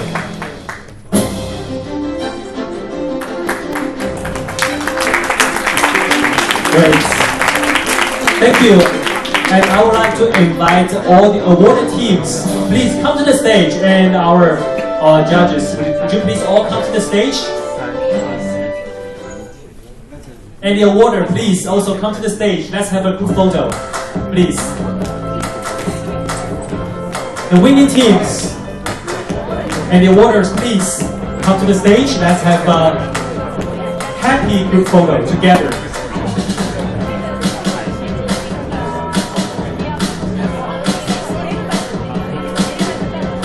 And also, if you join this competition, would you please all come to the stage, because I think everybody is the winner. Please come to the stage, all the startup teams. And maybe we will need to have two lines, do we? Or the first line, you can stand here. Yeah, please all come to the stage. Please. Yeah, we want to make a beautiful group photo, so if you are anxious, even your audience, you are also welcome to come here. So all the teams who have joined this competition, the Global Hack 2020, you are all welcome to come to the stage. Let's have a happy group photo together. To memorize your effort and memorize today.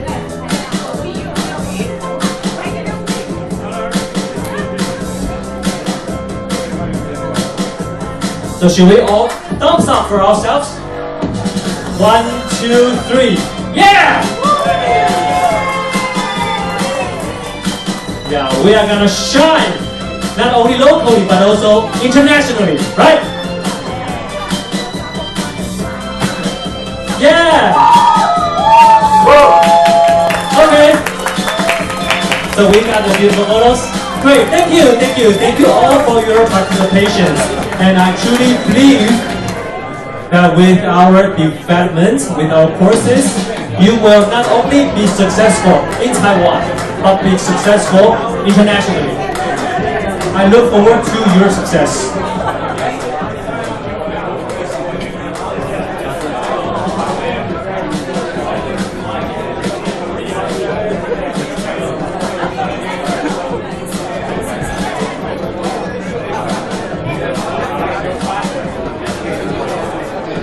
So today's event is ended here, but I believe all of you want to exchange, want to talk, want to make new friends, make new connections.